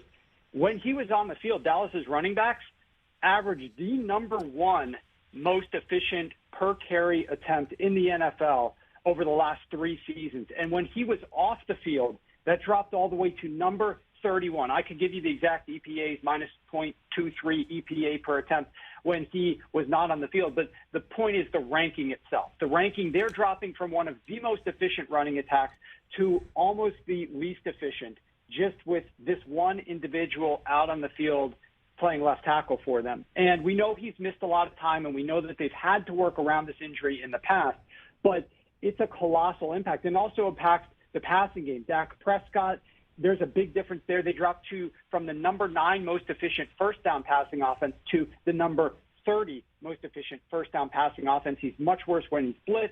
He's much worse when he's under pressure, and he's much worse against man coverage when Tyrant Smith is not on the field. So I think it's going to factor in on an every single play basis. They don't have enough other players there. They lost players in the offseason. Lyle Collins was gone. They drafted the rookie to play left tackle in the future, but they've been using him all camp at left guard. And so, it's just difficult for them to replace him. And I was already down on the Dallas Cowboys entering the season, and one of the reasons was because of their offensive line. So now that he is gone, it's colossal. What are the teams you down on, Warren Sharp, outside of Dallas? Yeah, I'm down on the Arizona Cardinals. I think people are higher on the Cardinals than market. Here's a crazy stat, Rich, that probably a lot of people out there don't know. I didn't know it until I was doing the research to write this book this offseason. The Cardinals converted on third down and 7 to 10 yards to go, so third and long situations last year. They converted first downs 56% of the time. That was the highest in NFL history for any team in any season. No team has ever converted third and long at a 56% clip before. That is not going to happen. I mean, we talk about regression. This is going to drop big time. In 2020, that number was 28% for them. The league average is just over 30%. So they are not going to come close to that. They're going to be worse in the red zone. You've got DeAndre Hopkins. He's out for the first 6 games. This team always tends to get worse. So without him there on the field early, I'm worried about how they're going to start the season. And then you look at the schedule down the stretch. When they get Hopkins back, they play the number 1 most difficult schedule in the NFL from Week 10 onward. So this is just a very difficult season for the Arizona Cardinals with the injury, with some of the statistics offensively that are going to regress, and I'm also worried about their defense. I mentioned Dallas. And the third team I'm really down on, Rich, and I don't think they're going to make the playoffs this year, and that may be a bold take, but the New England Patriots. I think the New England Patriots, even prior to all the camp noise about the struggles of the offense, I thought they were going to be due for regression. I think all the other teams in their division got better. Jets, maybe not so much, but definitely Dolphins. So I'm really big on the Dolphins. I think the Bills are stronger this season than they were last year if Brian Daboll's absence doesn't cause them too many problems offensively. And the Patriots are going to play a difficult schedule. They're not going to play as many easy quarterbacks like they did last season.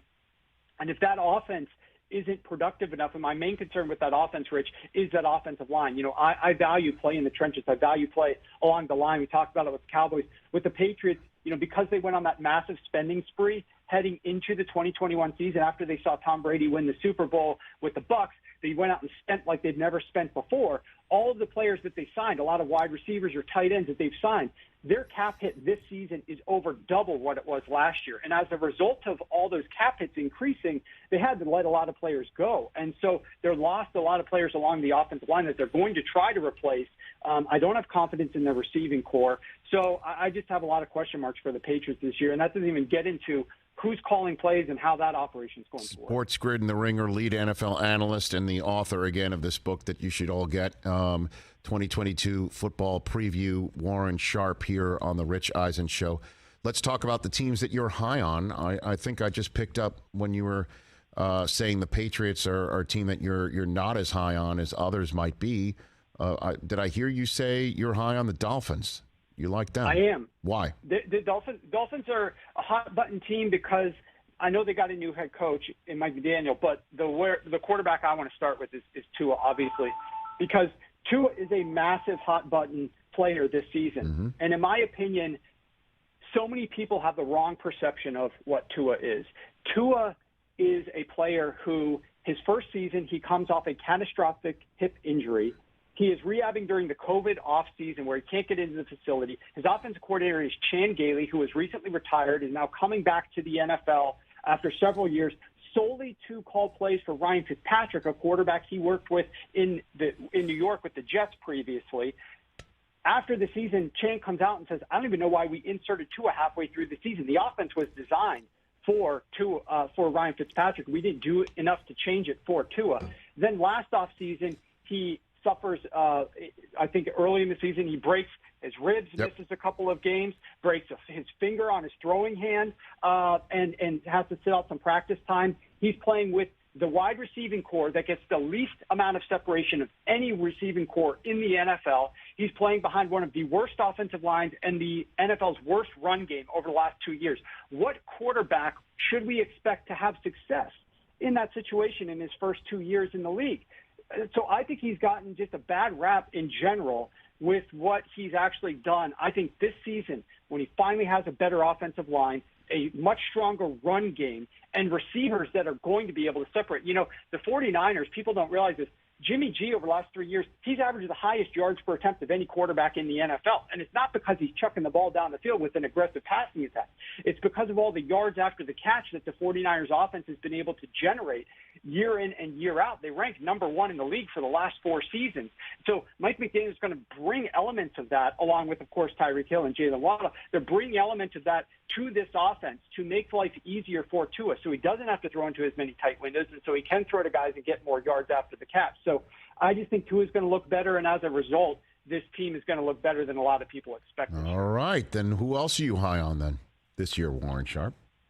The Minnesota Vikings are another team that's kind of addition by subtraction. You know, Mike Zimmer, one of his core philosophies, in my opinion, was he wanted the team to run the ball a lot early. They were the number 4 most run-heavy team over the last 3 years because that chewed up the clock, kept his defense fresh on the sidelines, and he felt like his defense would look better if the team wasn't as aggressive offensively and if they were just trying to stay on the field a little bit more consistently. But the reality, Rich, is that a defense is going to look better when the opposing offense is more predictable. And the only way you're going to make that opposing offense more predictable is if you are a defense that is playing with a lead. And the only way to get a lead in the NFL is to be aggressive on offense yourself. Kirk Cousins' numbers, if you look at what he did in the second half of games or when the team is trailing, they're ridiculous. He is capable of being an efficient quarterback in this league. They just weren't letting him throw the ball enough on first down, on second down, early on in the games in the first quarter. And I expect the new coaching staff is going to be much more aggressive. Justin Jefferson is already saying how much this is a breath of fresh air with this new offense. Plus, their defense plays a much easier schedule of opposing quarterbacks. So I just think this defense is going to look better even without Mike Zimmer there. And then they get one extra home game. And no team in the league, Rich, over the last 10 years, since they built that stadium, has a better home field advantage, has a better win percentage versus expectation than do the Minnesota Vikings. And keep this in mind. In 2020, no crowd, right? No fans in the stands. So there was no crowd noise helping that home field advantage, and they were not really as good at home. Last season, NFC teams played an extra road game, right? 9 road games, only 8 home games. This year, NFC teams get an extra home game. So I really think it's going to be a big difference for the Minnesota Vikings. I don't know if they're going to unseat the Green Bay Packers, but I do see this team getting to the playoffs and exceeding expectations. Okay, so the Vikings I just named them my number 1 sleeper team of 2022, so I guess we're lockstep on that. You got another team you're high on? You got one more? I like the Ravens simply because I'm bigger than people on Lamar Jackson. A lot of people, Lamar Jackson can't throw. Lamar Jackson's not a good enough quarterback.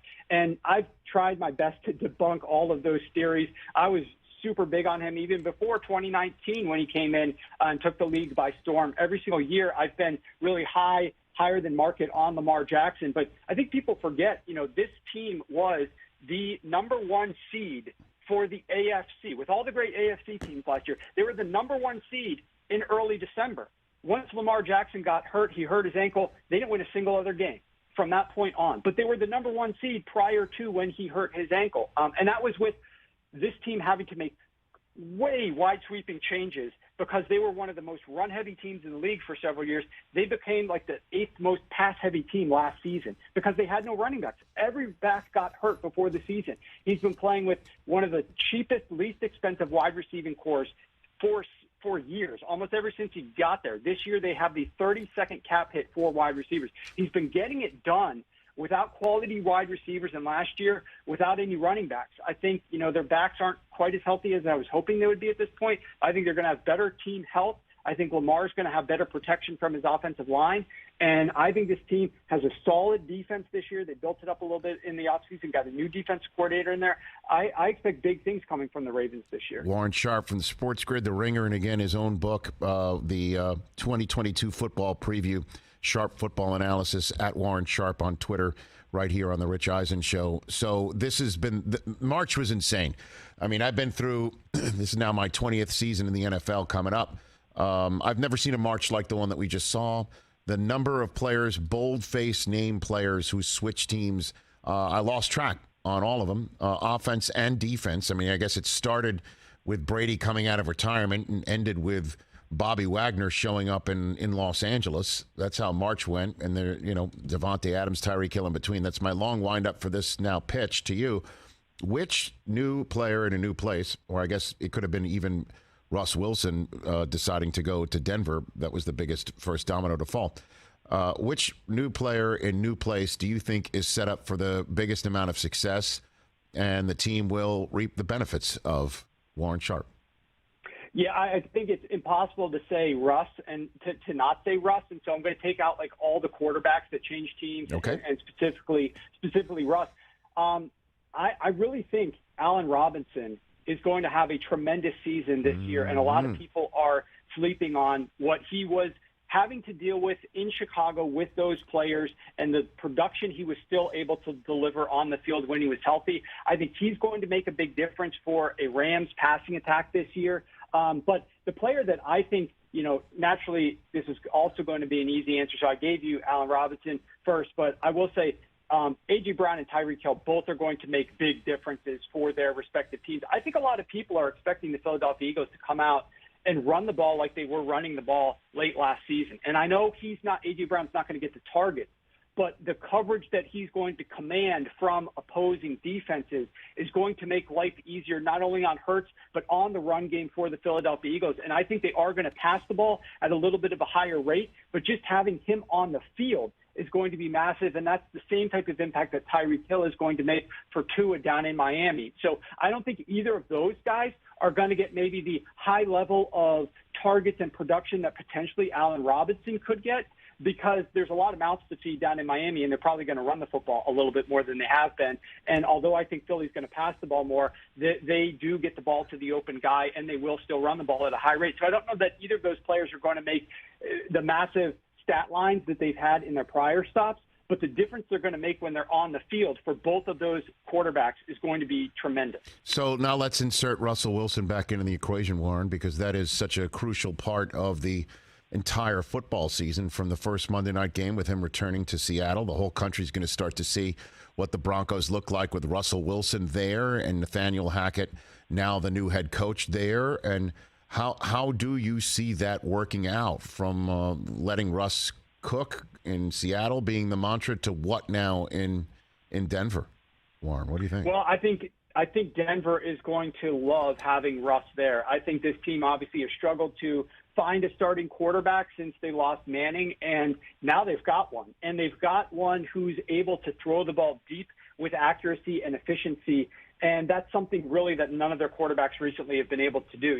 Drew Lock tried to throw the ball deep. He liked throwing the ball deep. He was aggressive with it, but his accuracy was literally the worst in the NFL. They're moving from one of the least accurate quarterbacks in the NFL, throwing the ball 20-plus yards down the field, to the sixth most accurate in the NFL over the last several years. I mean, Russell Wilson puts the ball where he needs it to go on these deep passes, and now he's playing in an offense that's going to allow him to pass the ball in very opportune situations, which are on early downs. I talked to you earlier about you don't want to be predictable. The rules are such that offenses are going to have the upper hand as long as you're not predictable. And the problem with Russ is he was dealing with his offense previously with a head coach who got involved that got them to run the ball too much on early downs and pass the ball more so on third down. And that's when the defense knows you're going to be passing the ball, which is why first down passes are so much more efficient than third down passes, because the defense doesn't know what's coming and you could be running the ball. And I think Denver's going to have a much higher pass rate on first down that's going to make Russ look even better and is going to really increase the ceiling for the Broncos. It's to be determined how quickly he gels with his new head coach and play caller. But I think once they do gel, there's enough weapons. I'm really big on Cortland Sutton this season. I think he's going to have a tremendous year for fantasy, and his upside is really tremendous. I think he's going to do much better than expectation. Man, there were just nuggets galore right there, Warren Sharp. Do you traffic in Super Bowl predictions or no? Do you do that sort of thing? I do. What do you got? I do, yeah. So what do you got? I like the LA Chargers as long as two things don't happen. Number one is injuries. They already J.C. Jackson is not a laughing matter, but J.C. Jackson already went down with injury. This team is just snake bitten.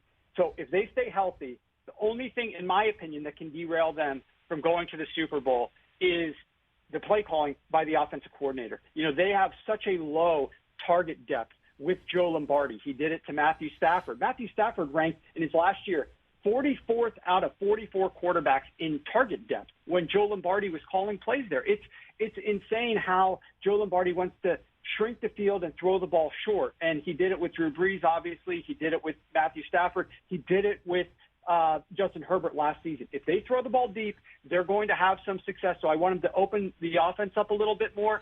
But this team, they did such a great job in the offseason of plugging the holes that they had thanks to Justin Herbert being in his rookie deal and their general manager being very aggressive.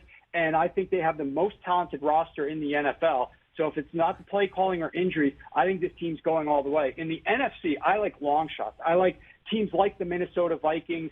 I like teams not the favorites to go. I like the Philadelphia Eagles maybe. I'm looking for long shot values in the NFC because I think the Bucs are weaker than they've been. I think the Packers are a little bit weaker than they've been.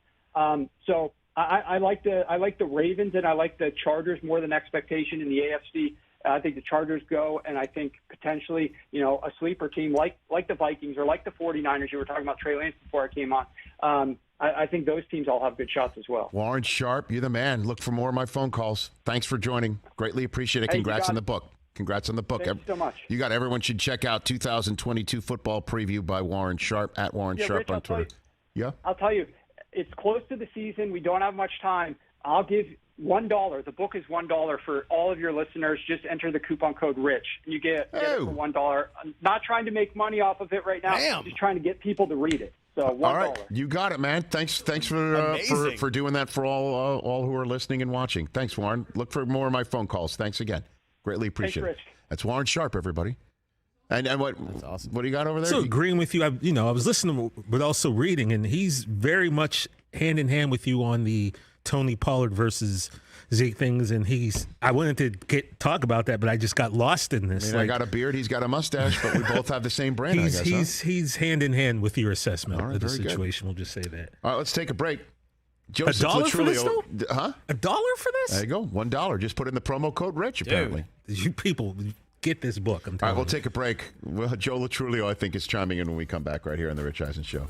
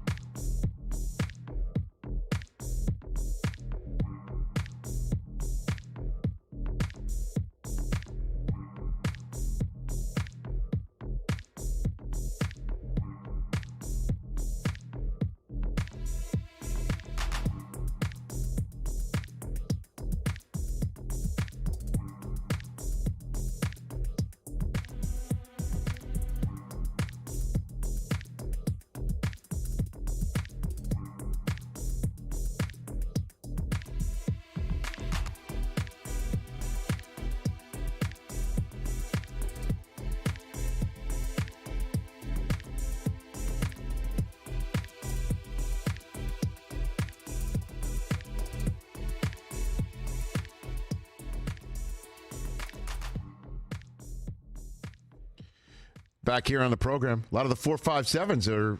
What was that? Was that in RoboCop? I'll buy that for $1. Yeah, no, I'd buy that for $1. Was that RoboCop? RoboCop, yeah. I'd say that all the time. I'll buy that for $1. I'd buy that for $1. RoboCop. Did you say what's RoboCop? No, you said just. I was no. like, Oh, okay. I was like, wait a second.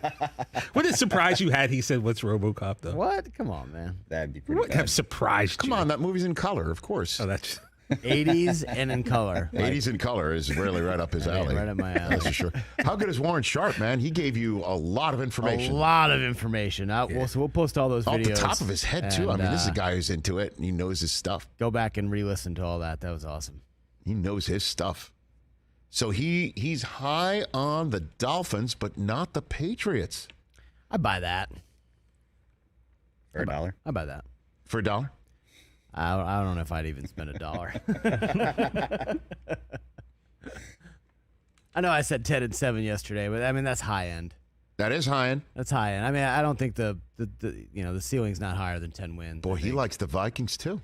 Yeah. Potential. I think they make the playoffs. New coach. I do. I mean, all due respect to Zim, he'd worn out his welcome a little bit. But his point there is like Zim was not the king of throw on first, throw on second. Right. He's like, you're running on first, you're running on second. You can make your throws on third more often than not. Just don't turn it over. Hang on to the ball. Give it back to me. I'll take care of business. Yeah, that's not fun. So, I think the Vikings will be more fun this year. Don't go crazy was the kind of mentality. Yeah.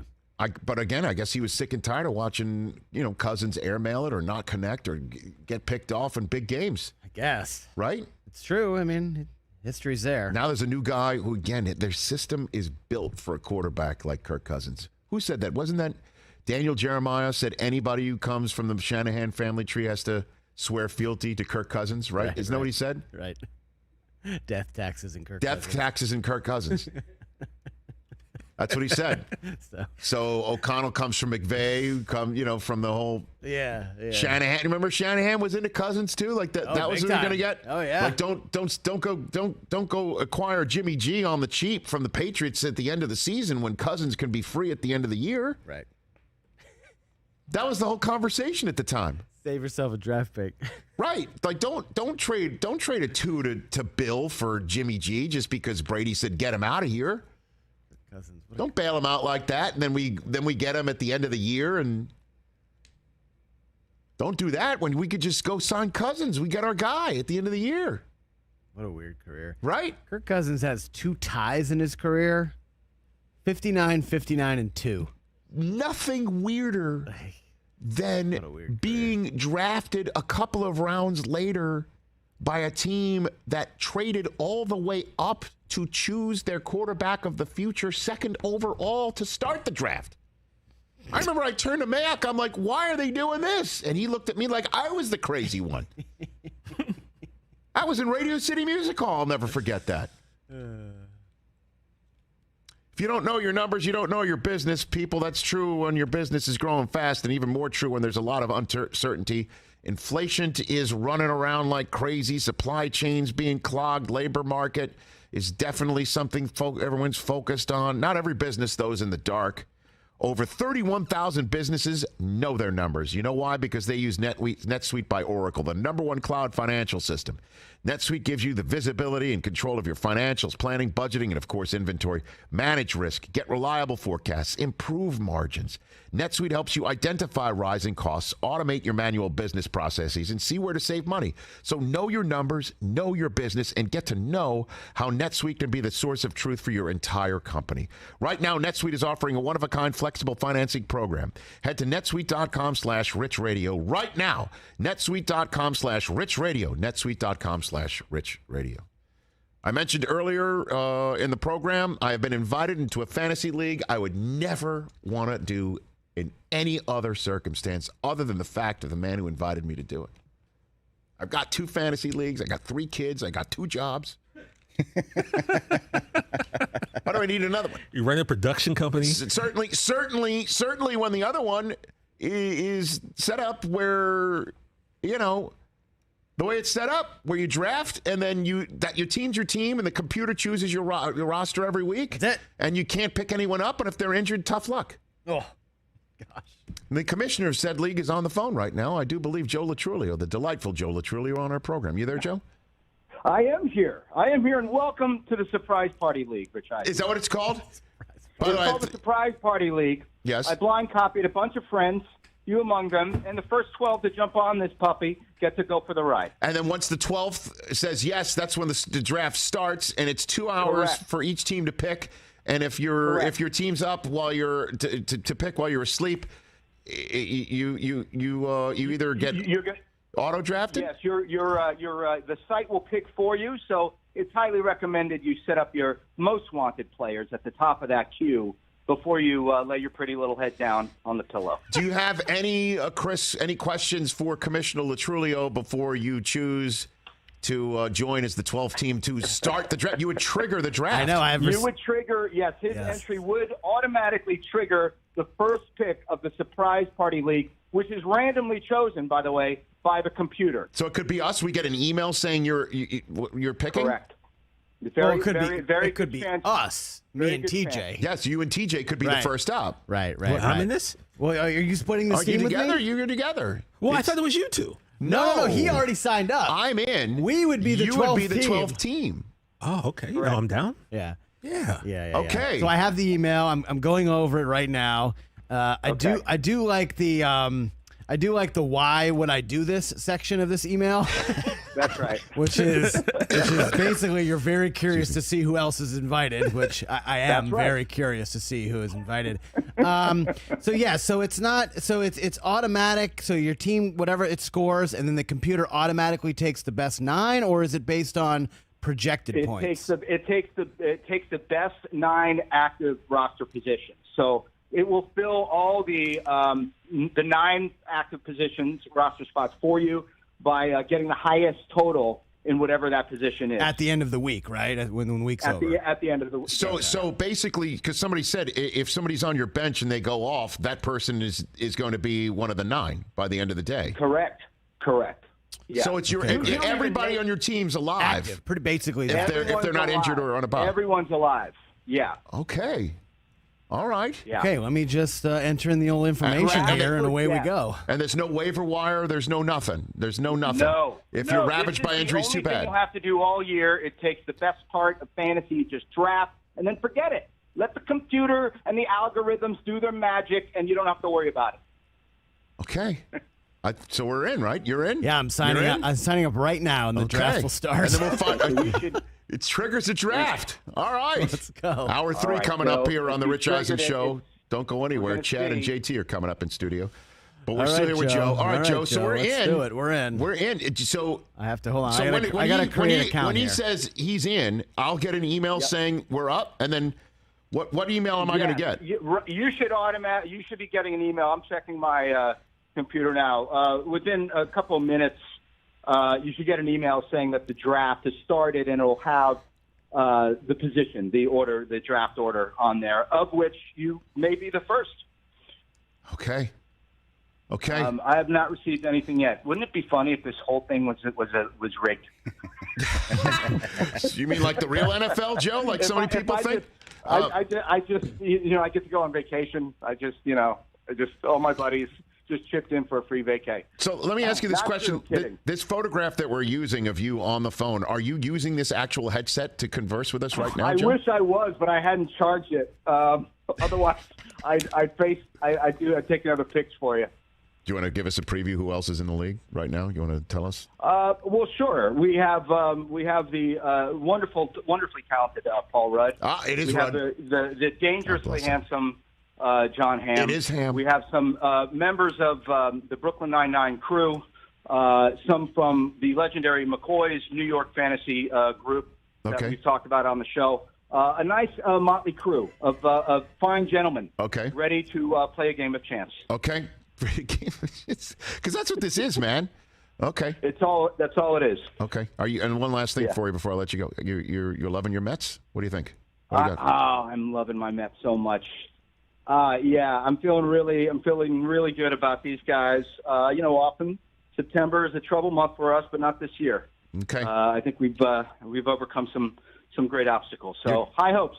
High hopes. Gotta believe. You're channeling your inner Vogelbach every day when you get out of bed? Is that what you're doing? You can I say something about Vogelbach? And I love that guy so much. And one of the reasons I love him is because every time I look at him, and I say this endearingly, I think of Engelbert from The Bad News That's Bears. exactly right. Which is one of my favorite movies. And I love the guy. I love Vogelbach, and he's just bringing back my nostalgia, my love of the game, my love of that movie. And he's my favorite Met right now. Yeah, Vogelbach is like the 21st century Engelbert. It's like the same. That's right. Is it the same number of syllables? Engelbert. Vogelbach. Yeah. Here we go. We just need Buck to just start drinking beers during the game. That's it. Like Walter Matthau. That's fantastic. All right, so Chris, you're taking care of it. You're putting in your information. There's a lot of sign-ups information I need to put in. All right, so the draft is going to start soon, sir. So you better get ready. Get to the podium, Commissioner. Yes, indeed. I wish everyone luck. Okay. And thanks for jumping in, guys. Thanks for inviting me. All right, Joe. We love it. That's Joe Latrulio, See you, everybody. buddy.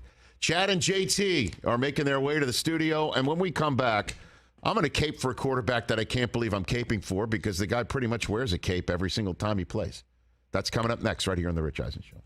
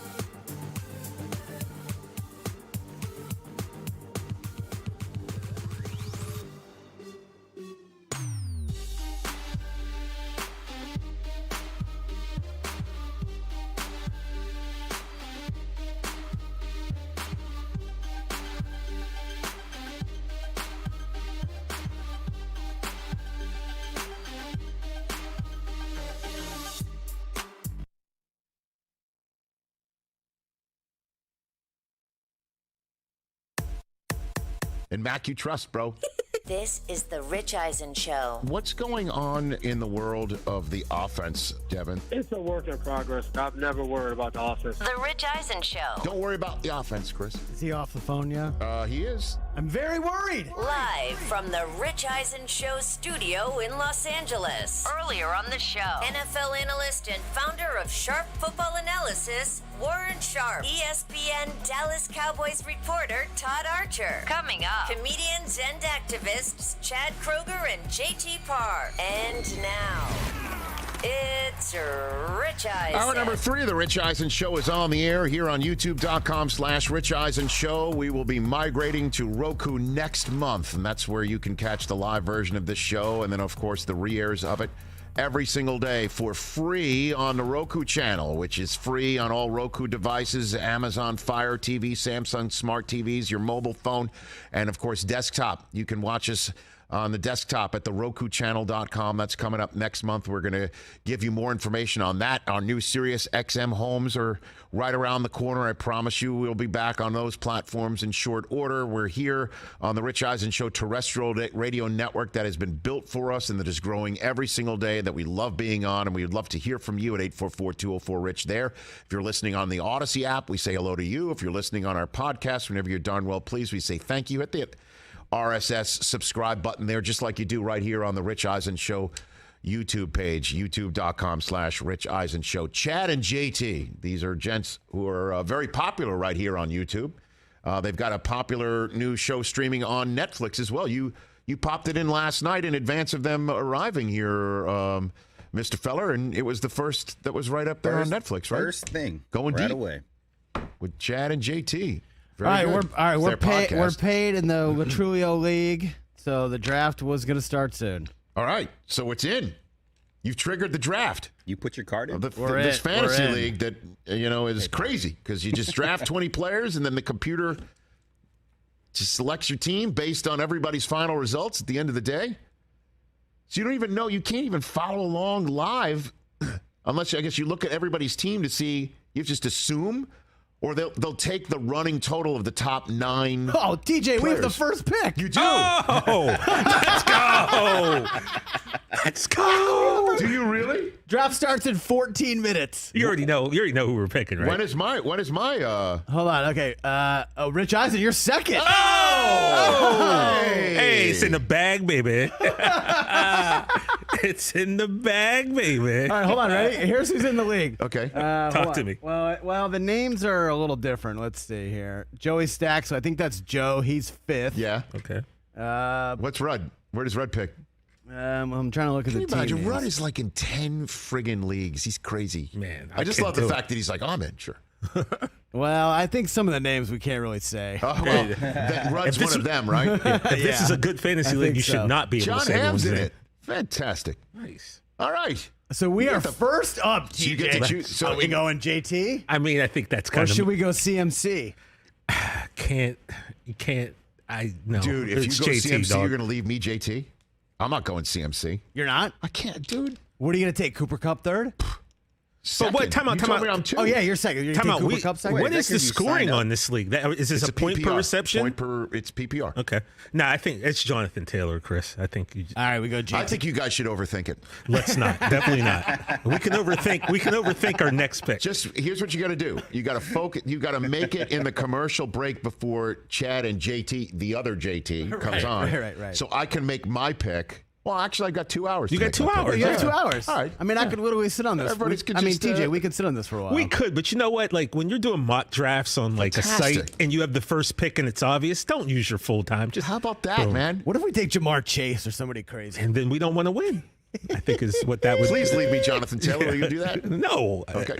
Well, I'm not in, so he's controlling. You are in. No, I'm saying Together. I'm not No, controlling I have to anything. give you the information. Yeah, In so- the commercial break, I'll give you the login. So was it random or is it because you signed up last? We were the last 2 to 'Cause you were sign the up. I last don't know. two, So Oh, I that don't is care. amazing. I don't care. That is amazing I if don't it's care. based I'll on. take 2. although I'll Joe take would 2. be last then, right? I will If you take started Cooper it? Kupp as the day is long. If you choose Jonathan Taylor, we're just announcing our picks. Okay, very good. Some guy, Chuck Schumer, is also in the draft. Chuck Schumer is not in the draft. The Chuck Schumer? Definitely not. What if it is? Would that surprise you, That's Rich? his username. It's kind of crazy when you see just. And again, we don't tread in these waters. You know how Chuck Schumer goes like this with his glasses, and he'll show up on TV like this, looking correctly at the camera. It's just like, just take your glasses off. I can't believe we have the first pick. All right. Well done. I Well believe done. it. I manifested it. Hey, I want to use this space to cape for someone, and I cannot believe I am caping for this individual because he doesn't usually need it or require it because he's so immensely talented and so widely loved and respected. Micah Parsons? No. What is wrong with you? No. But you Not do love referring to him, but he has now reached that part of American sports fame where folks are ready for him to be torn down a little bit. And also, he's already reached that part of American sports fame where he won't be considered for MVP very often because he's already won it. You know, it's just like he's already gotten a Lifetime Achievement Award of how many times do you need to win it? We'll start looking at other people who might not have your stats because we expect you to do what you're doing. Remember that part of the time of the career where Belichick has to go undefeated and his quarterback's got to throw 50 touchdowns and have a defense that has 50 takeaways for him to win Coach of the Year, right? Right. He did win in 2007, right? Coach of the Year. You know, I remember Phil Jackson is like, yeah, you're not Coach of the Year. You can't win Coach of the Year because you got Jordan, you got Kobe, you got Shaq, and plus you've already won them all. Like, well, how many yachts can you water ski behind? But I cannot believe the slagging that has taken place and, on occasion, downright disrespect that has been thrown in terms of shade at Patrick Mahomes. Agreed. I don't understand what is happening because Yeah, his former receivers are different spots now, and I understand they're trying to talk him up. They're new quarterbacks. One doesn't need talking up, and the other one, I think, does require to have some sort of vote of confidence said full-throatedly by the new receiver on his team. Tyreek Hill going to Miami and saying the following about going from Mahomes to Tua. Obviously, I'm going to go with 1.5 as the strongest arm, but as far as accuracy-wise, I'm going with Tua all day. I want it to hit me right in the breadbasket, just like I did in the Buffalo Bills game, and take it 70 yards. That was on his podcast. Okay, so you're talking up your guy when you're asked a direct question about your former guy. I get it. Yeah, makes sense. And then he doubles down a couple of weeks later, a month later on First Take, when asked why he chose the Dolphins over the Jets. And he said, Zach Wilson's a dog, but I'd rather play with the most accurate quarterback in the NFL. Tua, he's an expletive heck of a competitor. He's a hell of a hard worker. I'm excited to go to work with him, compete with him, and battle with him. This dude came from Alabama. If you know Alabama, they're playing some of the biggest games in college football. I've had a chance to play with him, practice with him, and see his confidence. I've had a chance to golf with him. He's a good guy, obviously, but I see a lot of similarities when I look at him and when I see Patrick Mahomes. He's definitely onto something. And while we're taking all that in, The Athletic has its annual breakdown of what evaluators in the NFL think of the quarterbacks, whether they're elite or not. And The Athletic, quoting an anonymous defensive coordinator in the NFL, saying that they love Mahomes because of his unorthodox throws, not because of his natural pocket presence. And when that disappears, that's when they lose games. I don't think that's a 1, meaning he's not an elite quarterback. I think that's a 2, meaning not the top-tier quarterbacks in the league. Adding nothing against the guy. I love the kid, but take his first read away, and what does he do? He runs, he scrambles, and he plays street ball. Whoa. What? You remember the Super Bowl he's running for his life when the pocket was gone? I do remember Street ball almost damn near kept him in the game and won it. If he could make a couple of those plays, couple of those throws, street ball throws, hit guys in the hands. Talk about accuracy. They couldn't pull him in. Sammy Watkins. I know he's excited to be in a new spot. I get it. Aaron Rodgers, we all know, is going to the Hall. True. First ballot Hall of Famer. Just this very week, Sammy Watkins. I think Pat is incredibly good. But A-Rod's on a whole nother level. He's amazing how he controls the ball, how he puts everyone in place. I've been with a lot of quarterbacks, and I've never seen them carry themselves like Aaron Rodgers. Incredibly good. That's what Pat is? Are you kidding me? That is...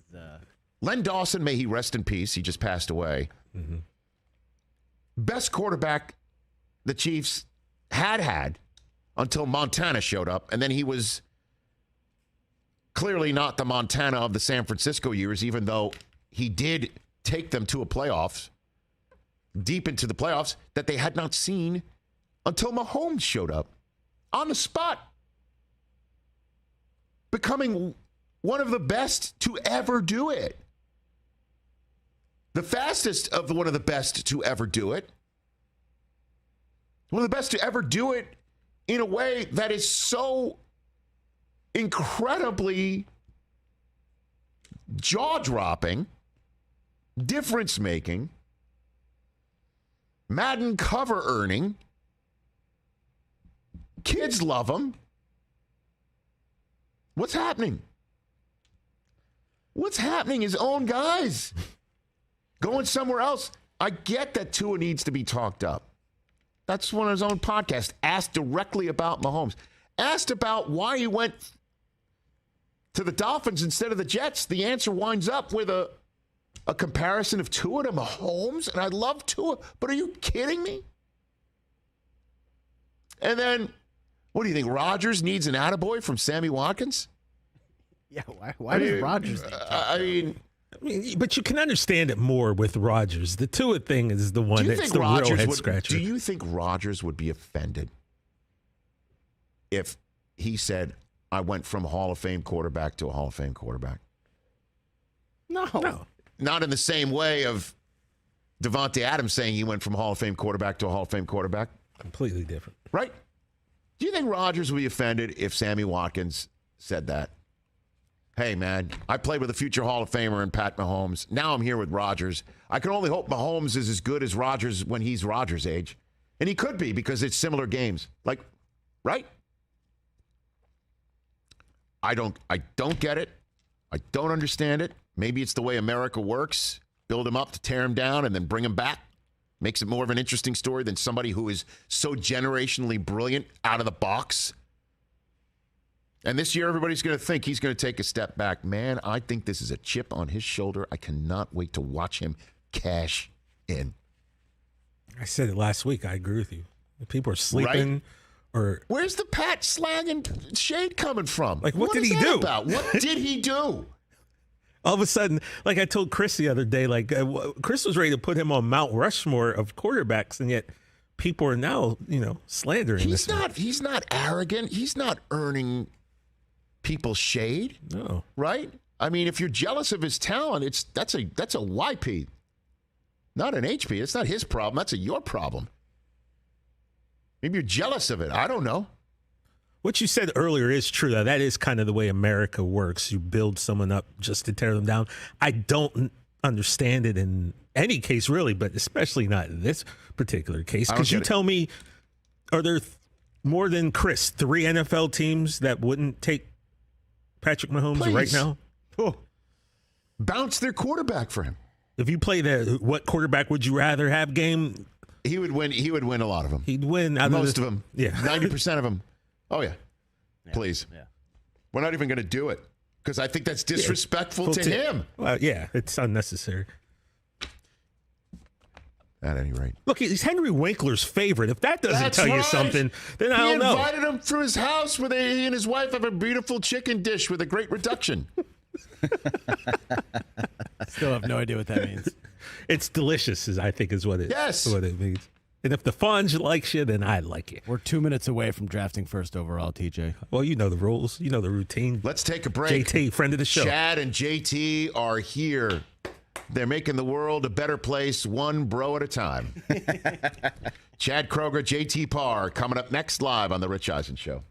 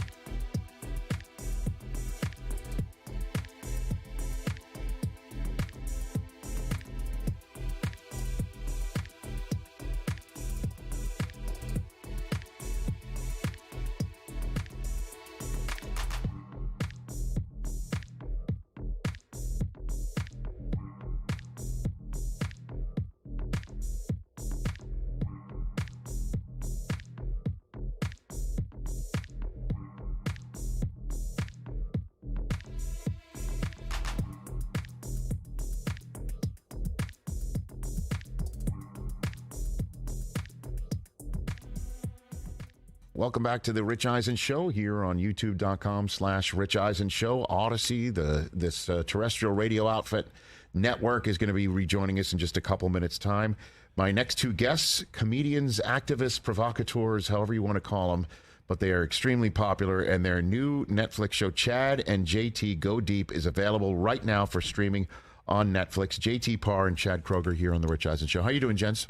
Dude, excellent, man. It's a pleasure to be on the show. Thank you so much for having us. Appreciate that. Yeah. Yeah, just riding the Stoke, living the dream. What is the Stoke? Can you put more meat on the Stoke bones, JT? Yeah, what do you got for me on that? We try front? to never give it too prescriptive of a definition because we want to leave it open to people's interpretation, feelings. right? We can fill in the blanks. What you're saying? Some of like the working defs we have is that it's like a ripe avocado.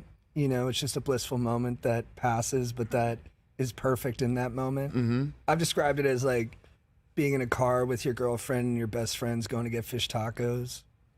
Yeah. It's easier to compare to experiences, I guess. Yeah. Sort of like when you shotgun a Monster Energy and then you just redline your Supra. You know? In other words, open to interpretation. Exactly. Yeah, there's different So kinds. you're saying there's different types of, like that wouldn't be my definition of Stoke. Right. Yeah, that's you know what I mean. That's pretty much, yours. That's yours at the moment. Yeah. Okay. Yeah. That's what I'm into. And I imagine I shouldn't try that at home. What you just described as well. No, I go to the Mojave. Yeah, save it for the track. Yeah. Let's take a look at a clip from Chad and JT Go Deep, which is available right now for streaming on Netflix.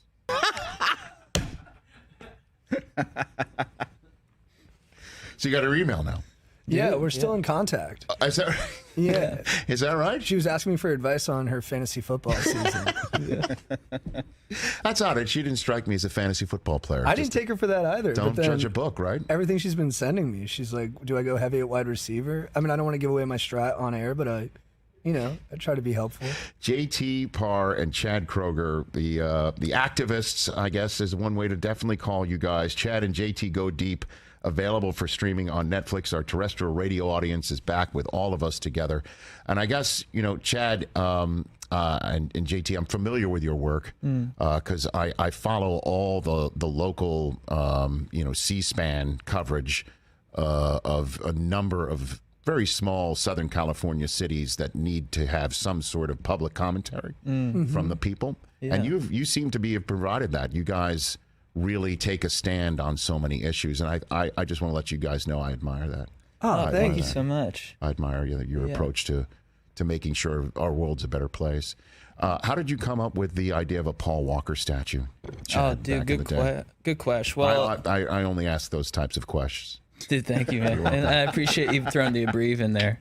I mean, it's at a time, sort of not unlike now where this country is super polarized, Yes. Everyone was sort of, just sort of grappling with each other. And JT and I were sort of like, looked at each other. We're like, well, we need, this is not okay. Everyone needs to kind of feel stoked again. And everyone needs to come together. And we're like, we look at each other. We're like, what brings us together? And boom, Paul Walker. And what do you do for unifying figures? You make a statue. So it literally just popped into our domes. And then we just hit the council that day because JT's well-versed in politics. He knows the word constituents. So we did it that day, and it's just and our activism began. And then it began. Yeah. And how did you find the city council took your request for a Paul Walker statue? There was a respectful denial. But we had such a groundswell of support from America, from the entire nation, that they erected at least a 6-inch statue. Yeah, they made a little doll. Yeah. Oh, I didn't know that. I missed that. It was cool. I mean, we want something that stands out a bit more because we wanted people who were immigrating to San Clemente for that to be the first thing they saw on the pier. Yes. And unless they're rocking binocs, they're not going to see the 6-incher, but it's a start. Yeah. So how much of a factor do you find yourselves being in front of these city councils and trying to press your case for so many important issues that of our time, guys? What would you say? I mean, they listen to us. I mean, they come up afterwards and they're sort of like, I didn't want to say this, but you were saying exactly what I wanted to hear. A lot of respectful denials, but I think that the general population sort of supports our causes, and that's continuing the momentum to bring about change and just bring about more stoke. And we've inspired like a lot of other new young activists that they didn't realize that those environments were so accessible.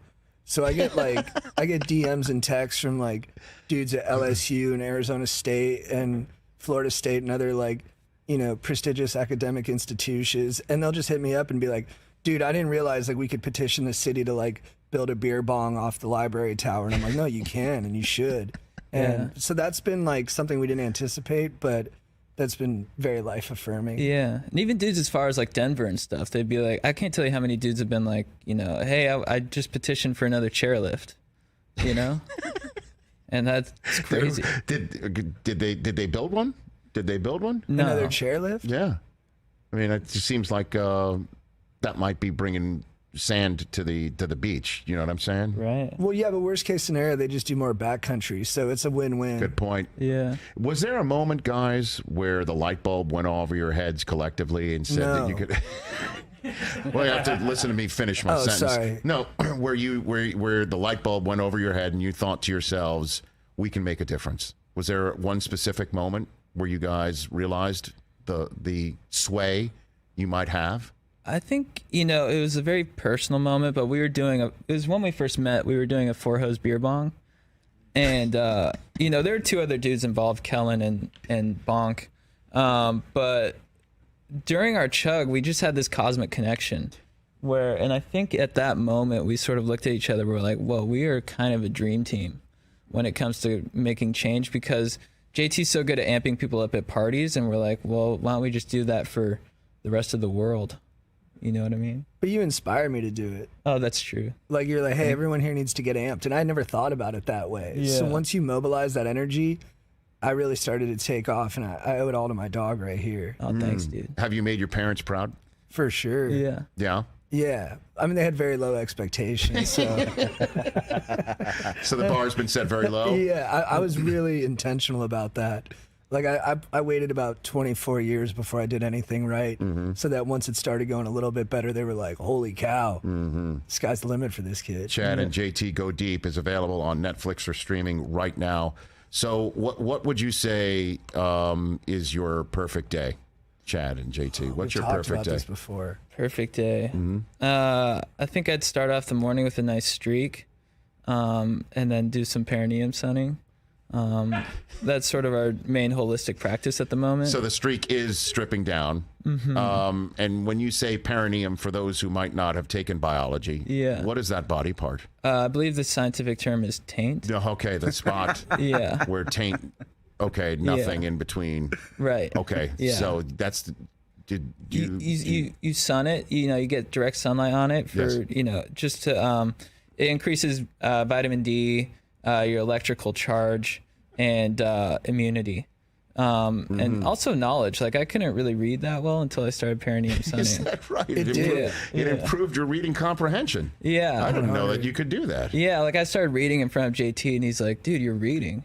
And I was like, yeah, it's perineum sunning. Okay, so that's a good start to the day, sort of like a healthy breakfast. Exactly. Yeah. Understood. Yeah. What about, and then what happens next? What do you I got know, for we me go there? to get a cup of coffee, and maybe like the short story writer George Saunders is there, and we just break down some philosophical ideas. Then we cruise to the gym, probably for a boxing workout, and like Lomachenko's there just teaching us about footwork. And then to cap it all off, once we got our body, mind, and oh yeah, the endorphins head must be right, popping by then. Yeah, we're feeling good. So then it's time to go to a friend's wedding. Why? Is it just because you appreciate the love of a friend? And The stuff stoke like is that? so peak. Everyone's having the best night ever. The drinks are ripping. The dance floor's on fire. All the classics, September, Justin Timberlake, etc. And yeah, you just go wild. Yeah, and I think after that we drunk dial our local representative. Just tell him what's up, What do you mean tell him what's up? Just be like, dude, we had a great day, just checking in. Oh, you start with the perineum sunning and you end up with the, I guess the electric slide or something like that. The chicken dance, which is something I banned from my wedding. That was my wedding was a chicken dance, electric slide free zone. You got to curate the dance floor. That's huge. I did my best to do that. Did you break dance? I did not. I did not break dance. I sang Sinatra at my wedding. Whoa. I did. You were crooning a little bit? Definitely. If I was paying for the band, I was going to have my own karaoke. That sounds I feel like you have a sexy. great voice. I have timbre. Yeah, you do have timber. I've got timber. Nice. I can hear it here. Thank you. You could hear it right from there, right? Yeah. So that's your perfect day, huh? From start to finish? Yeah. I like it. Yeah, we thought about it. Yeah. We're trying to get it. We're trying to make it happen. Yeah. You should join us. Well, where would I fit in and all that? I don't know. Look, I have another job with the NFL. I don't know if perineum sunning is in my contract as something I can do. Right. I need to check the fine print. Okay. On that, I would just say it tain't possible. Do you see what I did? Whoa. You see what I did? Yeah, Thank they you. get specific with the contracts in the NFL. Like when they wouldn't let Big Ben ride a motorcycle, it's like you're not allowed to sun your butt. There's a lot of that stuff in the off season, but there is no off season for me talking about the NFL. So that's my own burden. But other than that, I could probably join like a good boxing workout. That's not bad. Yeah. And the squad's ever expanding. There's always room. Is that so? Yeah, you said, where do I fit in? I'm like, I don't see where you fit out. Like, Nicely I think done. it's all. I appreciate that. It's all meshing. JT and Chad right here on the Rich Eisen Show. So what do you guys want your legacy to be? Oh, that's good cue. Legacy? What's your legacy? I mean, clearly you're trying to change minds. You're trying to make an impact. It's obvious in your work. What do you want your legacy to be? What do you think? I think for me personally, I think I want to be known as the guy who forever changed the brand of the name Chad. Because Chad has, kind of a negative connotation within the public sphere right now. How so? What do you mean? People just say, they say Chads and Brads, referring to dudes who just like aren't chill or, square up a lot. And so I want to be the guy who's like, no, Chads are actually sick. And I want that to sort of be in the Urban Dictionary after I'm done. I'd like to be like the Dick Vermeil of activism, where a prominent champion. By the way, I cannot wait to hear what the description of this is going to be, JT. I can't wait to hear it. I'm sorry, I didn't mean to interrupt your flow right there. Not at all. But dude. that's a great opener. Thank you. you. Want to be the Dick Vermeil of activism? Yeah. So what does that mean? Like a prominent, enduring figure who reaches the mountaintop and cries the whole time. And has longevity. Has longevity. I mean, he just got inducted into the Hall of Fame. He's damn got a near chip. 90. He's right? in the movie Invincible. Yes. And we also know that if you bring up any player he has any kind of relationship with, he'll find the sentimental there and break down. And I'd like to do that, but in the activism sphere. Are you saying you would want Greg Kinnear to play you in a film if a film was made of your life? I'm not opposed to it. I'm a pretty big Kinnear fan. I didn't think he was hot enough in the movie Sabrina to go toe-to-toe with Harrison Ford, but in everything else, I think he's been top-notch. That's an excellent breakdown. Thank you. I understand that. Dennis Quaid just played him in Kurt Warner's movie as well. Nice. I haven't seen that one yet. Yeah, it's a good one. Whose Vermeil did you like more? I thought Dennis Quaid's Vermeil was a little bit more believable. I believe that. Because and this is totally unfair to Greg Kinnear, who has been nominated for an Oscar, right? As good as it gets. He was too close to his Talk Soup days for me to believe him as Dick Vermeil. Oh, interesting. It wasn't that far removed from that. Not to get too deep into the details here, but I love it. Do you play fantasy football? I do. I'm leaving tomorrow to go to Utah for my annual fantasy football draft. Why is it in Utah? Our friend has a home out there, and it's kind of equidistant for everyone who lives all over the country. So we all fly in for 3 days, and we paintball and go-kart race and then draft. Okay. In that order? Yeah. That's basically the running order. Utah is geographically sound because to only Probably. a certain part of the United States, one would say. Yeah, equidistant was probably the wrong phrase, but it was the closest one I could think of. It's just, I didn't mean to take you too literally there, but I'm just trying to direct figure. flights from New York, direct flights from LA. That's what you need to know. Mm-hmm. Okay. Did you know this guy over there, Chris Brockman? Would you care to tell these guys what your fantasy football league is all about? Would you please Yes, of course. enlighten JT and Chad? Because to me, I think your activism needs to be brought to bear to stop what you're about to hear. Whoa. If you wouldn't mind giving us your 2 cents on that. I'm in a 14-team league. That's already bad. We are actually drafting this weekend. We do a thing where we also do a live draft in person, but we go to the city of the team that wins the Super Bowl. So we've gone to Denver and Baltimore, Seattle, New England over the years. Went to Tampa last year. Get to the bad part. So we have, 15 rounds, no time limits. Oh, whoa. So our drafts usually take about 8 hours on Saturday. One time, 1 year, an individual in his league took 28 minutes to draft Brian Hartline at wide receiver. In the 8th round. If that had happened to me, I would have absolutely committed some sort of an assault, physical assault on that. But like around minute 8, like minute 8, minute 4, I would have been getting fidgety. Right. Minute 8, I would have gotten aggressive. You know what I'm saying? So what is your thought? I think you have a thought. I could see already. I absolutely love it because those late round picks, those can be what make your whole season. You know what I mean?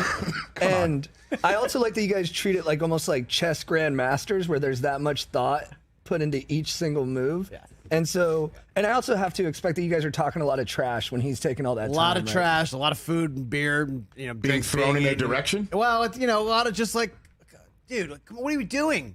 Like, it's been 12 minutes. Just take somebody. Like, you're not going to win anyway. You know, you're going to cut this guy in week 4. You know, just a lot of that going on while they're doing, you know. And then when they finally make the pick and you realize their brain just broke, you'll never forget that. You pick on them. And then it's always like, that's who you took? Yeah, exactly. Like, what? So you will not act against this? You will not be activists against this idea? You will not? No, in fact, I like it so much, I think we might bring it to the city council. Oh. Yeah. No more time limits on draft. Which city council will you do this? Can you do that? This would be great. Yeah, I think we got to do it in like Boston. Do people see you coming now? Do city councils know you're coming? Do they know your faces now? Because you've done this in so many places. Your activism is now world known. Do they know that they you're don't coming? know we're coming? When they see us, then they know. And we even went to Des Moines recently. We went to Delaware. In Delaware, they didn't want us to speak, so they tried to smoke us out for 6 hours. We showed up at 7, and we went up at 2 a.m. And they moved the public comment back. Are you serious? Yeah. Just to try and ice you? Is that what you're saying? Just to try to tire us out, make us leave. But they didn't realize like I had my vape on me. I could have gone through. Yeah. Your siege tactics aren't going to work on me. I'm loaded for bear. I'm ready to be here all night. That was their problem. Is that, please, they're not going to try and outlast you. I mean, that's ridiculous. Yeah, you can test us on a couple fronts, like intelligence, cogence, C. Yes. But you will not test us on commitment. Yeah. And they would bring up issues about like a Courtyard Marriott and stuff, and we even got involved with that. They're like, well, if you're going to build this, then put some palm trees in there. And I think they did. Yeah, which people are kind of against palm trees right now because they're a big like water suck and they don't really provide much for nature.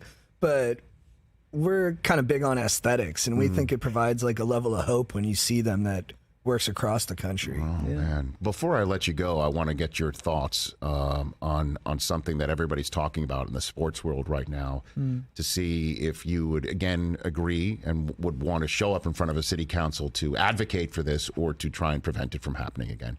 I want to tap into your advocacy and your activism, guys. This happened in Yankee Stadium on Monday night. I don't know if you saw this video. It went viral. A guy who had a hot dog and a straw, and he's poking holes through the hot dog, sucking the meat out of the straw, placing the straw away, and then using the hot dog as a straw to consume his beer. Dude. And I would just like to turn to you, JT Parr and Chad Kroeger, and get your thoughts. Gentlemen, what do you think? I've long lived by the maxim not to yuck anyone's yums, but that was one of the most disgusting things I've ever seen. Dude, that's one county. What do you think? I'm going to have to respectfully disagree. I'm a huge... Oh, let's go, dog. I'm a huge... I love meat, I love the Liver King. Yeah. And I think this is, the movement is spreading. So I'm going to start doing that. I think... So just start poking holes in various forms of meat and using it as a conveyance to suck some sort of liquid into your body? Is that what you're saying? If I could chug a Coors Light through a filet mignon... I mean, I think that's it for me, dude. It does combine two acts of consumption. Yeah. It is economical. Let's put it that way. I understand that. Yeah. But it is also a complete affront to the hot dog, don't you think? It's a blasphemous use of the hot dog. Don't you think? And like straws are like, I guess, just kind of gross, and hot dogs are kind of gross, and then like a beer can be kind of. It's just, I didn't see a lot of elegance there. I sorry to respectfully disagree again, but I'm gonna have to counter with, I think straws are polluting the earth and they're hurting the turtles. So if we can combine a food item, then less straws will be used and then the turtles will be saved. And then I think, a beer flavored hot dog is like, my brother made a pork butt one time. He just threw a Budweiser in there and Right it on just it. totally enhanced the flavor. So I How think about it's, that? Yeah. So I got to give it up, dog. You crushed that. Okay, Chad, you think he's onto something, and JT, you think it's wrong. And should But I'm be willing to get past my own disgust and realize that's just issues I have with myself and maybe trauma from my past. Yeah. And to support my dog in this, I think, rightful endeavor. Yeah, Thank you very so good. much. Okay, there you go. So your podcast, where all podcasts are acquired, you're giving advice to bros and everybody else. And I guess the phrase here is, "We will help you help yourself." Is that what that's what you're doing on your pod? Big time. Yeah. Advice to bros, helping them live their best lives and get stoked. Okay. Yeah. And and this is just the podcast form, and now you've got your show and you've got your pod. Got the pod, got the show. And you got your tour dates. Yeah. Yeah. September, you're going on the road, San Diego, Greensboro, North Carolina. You're going to a bunch of places in Carolina, and then Vegas. Vegas, For a festival. Yeah. What's the festival? I don't know, but I bet it's going to be a lot of like, doof, doof, doof, doof. Yes. Yeah. Like that, screaming over Yeah. the music. Yeah. Understand. Is that your scene? Do you like that? I'm into it, sure. Okay. Yeah. I like it. I'm more of a Tom Petty guy, but I'll roll with anything. Understood. Understood. You can get tickets and check more tour dates at chadandjt.com. Nice. That's what you can do. Love Jim Barry too, Chad. Oh, thank you so Nice much. spot.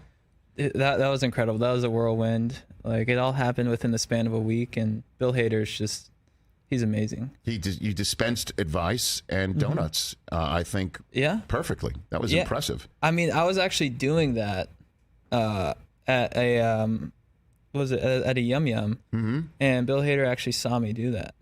So he just, by happenstance, strolled into a Yum Yum Donuts, saw you doing this, and said, "I'd like to put that on my television show." Yeah, he's like, "You give great advice," and I was like, "Thank you so much." Impressive. Was that written, or did you come up with this stuff yourself? Oh, they wrote it. They wrote But it. it was actually before Chad was perennium, sending him before he knew how to read. Yeah. So he was just like, "Yo, Bill, can you say it out loud real quick, and I'll try to memorize that stuff." That'll be the next season of Barry. That'll be a great scene with Henry Winkler, I think. Oh yeah. Perineum sunning with the Fonz is something. I mean, it's got Emmy written all over it. Mhm. I'm just trying to help you guys out. He jumped the shark. Now he's going to jump the tank. Nicely done.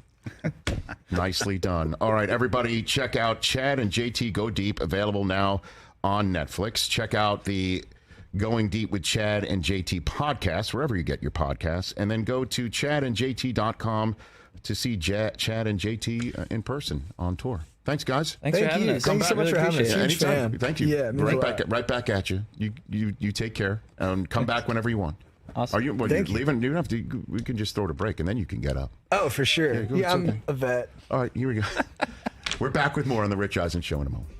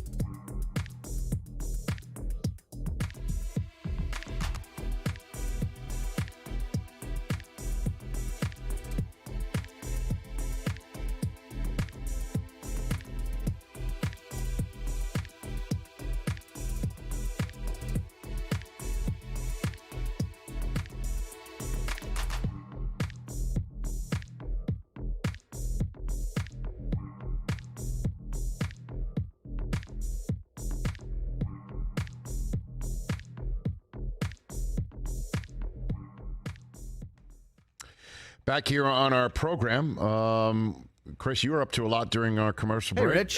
Chatting with our chat room, asking only the most pertinent questions, following up on what they're talking about. Look, you guys also... It's important to ask follow-ups. You guys also did, in fact, draft Jonathan Taylor. We did. Let's Number go, one. TJ. Let's go. And then I... Immediately. Yeah, you wasted no time. Well, I mean, if it takes 2 hours for you to pick, I mean, that's crazy. I like moving drafts along. I can tell that about this draft literally could take you even take a minute. But it's I understand because, we're not all together. Rich doesn't have patience, Chris. He's not going to hold the elevator door. He's not going to. He's going to get on the plane first. He's It's going one to way make to that pick draft. quick. It's one way to draft, and ordinarily I'd want no part of it. But again, it was Joe Latrulio asking us to do it, and he's a delightful human. And a Mets fan. So. And we know a bunch of these guys who are in this league. So I chose Cooper Kupp over Christian McCaffrey. You did. I just need to see McCaffrey play a full 17, or at least 15 to full 17 10, or full 10. 10. I need to 12, a I full don't know, 8. something. Yeah, that's 2 years in a row. Yeah, it's a bummer. Great player, of course. I mean, I want to see him, and it's a PPR league. I mean, he's the king of that. But by the way, if McCaffrey does stay healthy, oh my God. It's going to be a nightmare. He's going to be a nightmare. He could average like 30 points a game. Yeah. I know that. Yep. And that's was that Paul Rudd who grabbed him right after me? Paul Rudd was drafting third and took. So my Kupp choice tumbled into the domino of Rudd snagging McCaffrey. And then the next 2 picks after that, Justin Jefferson went 4th, and then Jamar Chase went 5th. Latrulio grabbed Jamar Chase? Okay. Rich. All right. And now whoever's on the clock. Actually, 6th. the next 3 guys who are on the clock are not currently in the draft. So it could be dinner time by the time. Yes. Well, it could be tomorrow by the time we draft again. What are we doing? This is on you. I know, it's so stupid. This is completely on you. I heard you on the phone this morning, and you're talking about a draft and the payment. And then you mentioned it was Joe, and I'm like, what is going on over there? And you're like, just wait. And you look so happy about it. You were actually smiling for once on the phone. Because what are you talking about? What he means is saying? a lot of times, like lately, since we're getting things, we're moving and grooving, you've taken phone calls, they've been serious. So you've had like a business face on. And there was no pacing going on. You were just sitting at the desk, smiling on the phone. It was a first-time thing. Yeah, you've been handling business, so, I'd never seen it. But, Rich, by the way, so you know how you made... I don't know how to respond to that. I know. I'm working, guys. I'm working here. I don't know if you come to work to not work. And we're I come to work thankful. to have fun. I come to work to work. I'm very thankful. Rich, so I was recording your top 5, and you had the Vikings number 1 because I have 3 close friends of mine who are Vikings fans, and I was like, oh, they'll appreciate this, but they're so beat down as Vikings fans that they're not even trying to hear what you're like. Well, that's the way I presented the Jets at number 3 on that list, so I feel them. I know because I figured you talked them up. I'm like, look, listen to Rich. My one friend Jason wrote back, Rich, I've been a lifelong fan, but you're so wrong. Okay. Let's see. Until we get rid of Captain Kirk, we will never flourish on our championship enterprise. Beam him down to the planet, huh?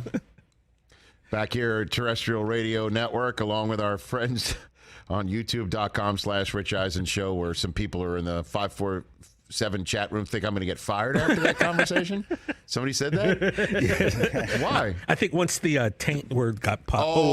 I see what you're saying. Perineum? Perineum. Yeah. I know what that was. I made him fill in the blank. Yeah. So I think the nether region. Oh, yeah. The spot. That might get you. But like you're number 1 on the call sheet, so I'm not sure who could fire you. I'm number 1 on the call sheet. Here, yeah. No, I think they might mean a corporate America gig. They were talking about here. They don't care about the other places. Really? The chat is about us. That's too bad. That would be bad for me, man. Not that they don't care, but the chat's not talking about places other than Rich, you're going to get called to the HR office. Yeah. You're the one calling me?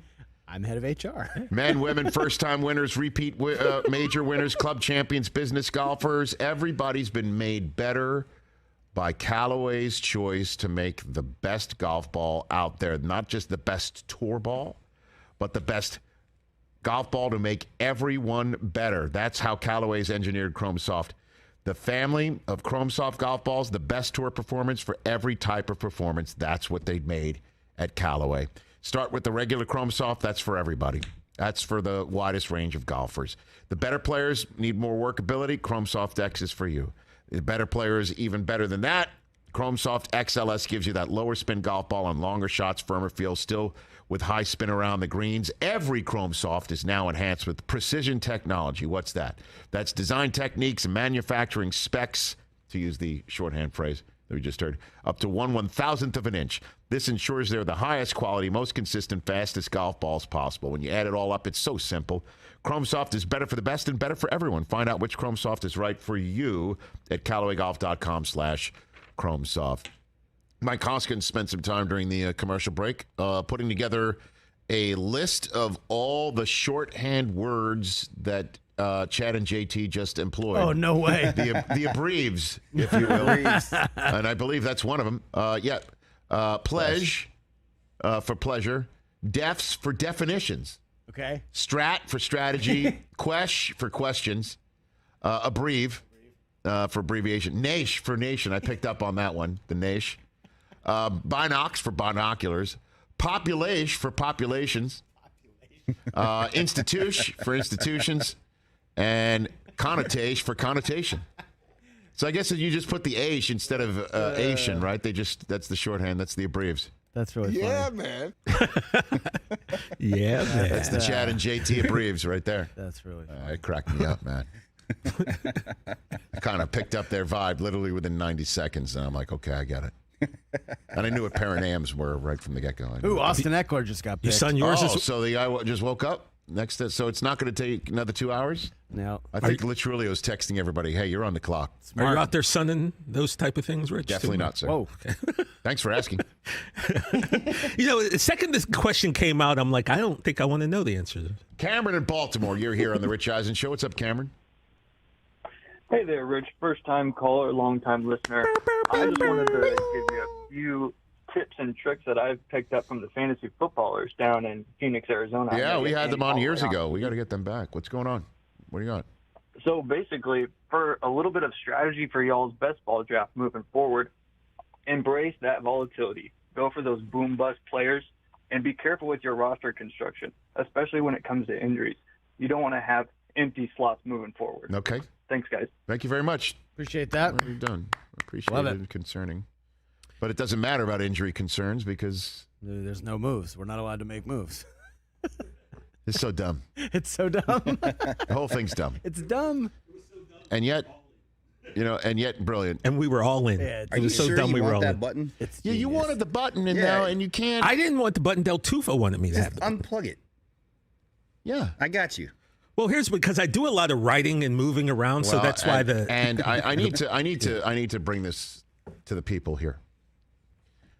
The number of times I hear the Curb Your Enthusiasm theme during a conversation on this program. That's your belt. That's your ring. That's your ringtone. It's happened twice. That's enough. I realize it, but like you say the number of times, so I'm giving you the actual number. Oh, and just twice in the last week. Ever. I'm usually very... Ever. Chris, you want to be the ever? judge? Yeah, no, ever? that's All right, not maybe accurate. not ever. It's like 2 a week. No, that's a lie. That's a bold-faced lie. That's a lie. Now we're lying. No, you're lying. You don't know the truth. You want me to start keeping track? Uh-oh. We can. Okay. So we're at 2. Your first look is at me. Like I did something. I'm like, oh. Just leave my phone on silent. I didn't. Just leave it on silent. All good. We're all good. For the record, though, all those texts are about the show, if it matters. Okay. Usually it's one of us. Great. Texting. Yeah. Thank you. Here's what I'd like to do. Here's what I would like to do for all you Cowboys fans out there that are going to be hearing it from all your friends. I want to give you a little pep talk. Okay? Here's a little pep talk. For you, TJ. I mean, I'm for good. you, Michael okay. Irvin, my buddy, my pal. I love all the passion of the Cowboys fans who, as we know, Stephen A. likes to point out crying in the stands and things of that nature. And Tyrant Smith going down is significant. That's how I started the show. An incredibly significant injury. Warren Sharp, with all his analytics and his smart football, came on and gave you tons of numbers as to how Tyrant Smith's injury is going to affect this offense. That was a good conversation. I had Todd Archer of the Cowboys beat from ESPN on the show, and he said, asked about the wide receiver room and how it is right now. He said, CeeDee Lamb and a bunch of other guys, everybody else. Told us to draft Dalton Schultz. He's going to get a lot of targets, and that's it right there. Dalton Schultz, he's pretty good at football. So is Ezekiel Elliott. He's pretty good at the football. So is CeeDee Lamb. So is Tony Pollard. And I just have a feeling there's somebody there, a little trick up the sleeve. Might be some young kid who's going to get some shot right there, a little run. And Dak, yeah, he might have trouble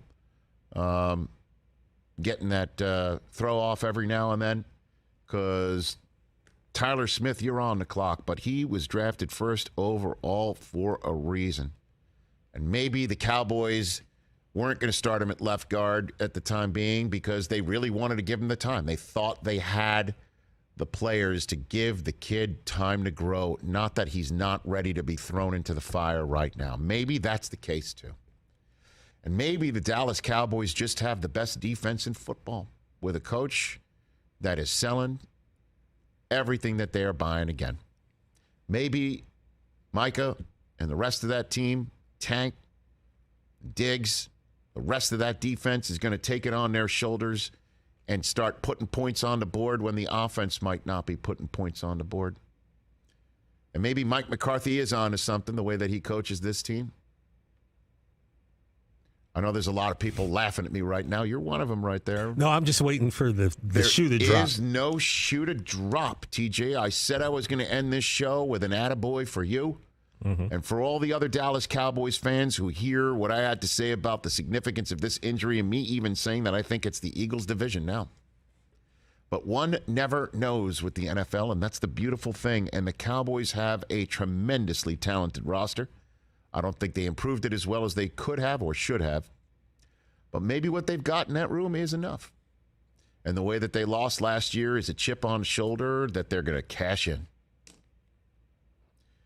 And I meant every word I just said. Well, thank you. Just for you. Appreciate you. Now that I'm done, I don't think that's going to happen. And there is the shoe. Right back here on YouTube still. Derrick Henry just got picked. Yeah. Okay. Very good. I'm sorry, TJ. But that's the best I could muster up right there. That's fine. I mean, words are just words until the coin gets tossed and they go out there and actually play the game. Bengals. Going to the jungle. Is that right? No, they're both home. They're both home. They're coming to us. Both what are you laughing about? Where we don't share a home field advantage. Paul Rudd has chimed in on the email chain. Oh, yeah? Can you repeat what he said? Yes, because you said... You talked about I can't hear you over the sound of McCaffrey's. Yeah, because I got criticized for choosing Kupp over McCaffrey. And you made a McCaffrey future soft tissue tear joke. A little too early for that. And then Paul Rudd goes, "Hey, I took McCaffrey. What did I ever do to you?" Oh God. Well, I got criticized, and I was making fun of this guy's criticism of me. I understand. Now you've made it public that I'm making fun of McCaffrey's injury history. But, it's okay. It's just my way of talking to this crew of very funny people. And then Rudd has chimed in, huh? Paul Rudd has chimed in. All right, we're in there. We're in the deep end of this pool here. No, we're in it now, guys. Fantastic. We're in it now. Okay, so let's wrap this show up on tomorrow's show. Oh, Danny DeVito will be here along with his daughter, Lucy DeVito. Together, they are the co-executive producers and voices of a new program, a new animated show called Little Demon. Love it. On FXX. So I'm trying to talk a couple of my friends in town to come in. Our buddy who took Brian Hartline, he came in last year. That's called karma being a biatch, isn't it? Toilet bowl winner. We have a literal toilet bowl for the last place winner. What do you mean? Like an actual toilet seat that this person has to carry around with them for the whole season. What do you mean carry around? Like walk around Just in real have life? it or put it up in their house or whatever. Put it up in their house. I don't know. I can tell you if I ever won the toilet bowl, that would be placed somewhere that we wouldn't see for 365 days. I mean, the kids would probably find it funny when I brought it home. Right. To explain what it was. Yeah. But outside of that, Susie would be like, why don't you take me, you should take that to work. Right. And the other guy won for the first time. The winner was a first-time winner. So they're going to be here tomorrow? I'm trying to talk them into it. What do you mean they're talking into it? This is like we give away for charity visits here. What are you talking about? The Staten Island guy was just like, I don't want to be made fun of again for 5 minutes. Oh, boy. I know. Soft tissue injury right there. Yeah. Soft tissue from Staten Island? The Staten Island guys like I don't want to be made fun of? Yeah. They don't have to be on TV. I know, but it was, and he's like, well, inevitably we get set in the seat, and then we get made fun of. I don't want him here now. Yeah. Tell him I don't want him here. All right. Man.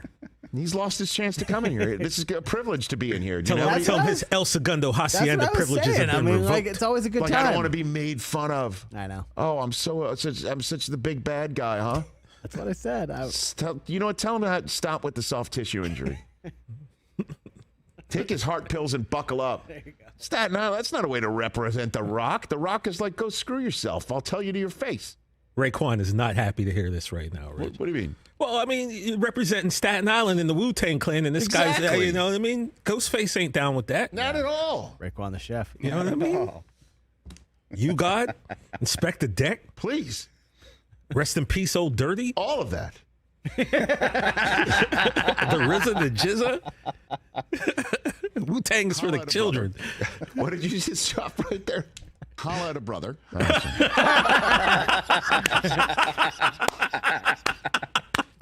Holla at a player when you see him crossing the street. Great finish, guys. Great finish. All right, that wraps up this show. We'll see you on Friday's edition of The Rich Eisen Show. Peace.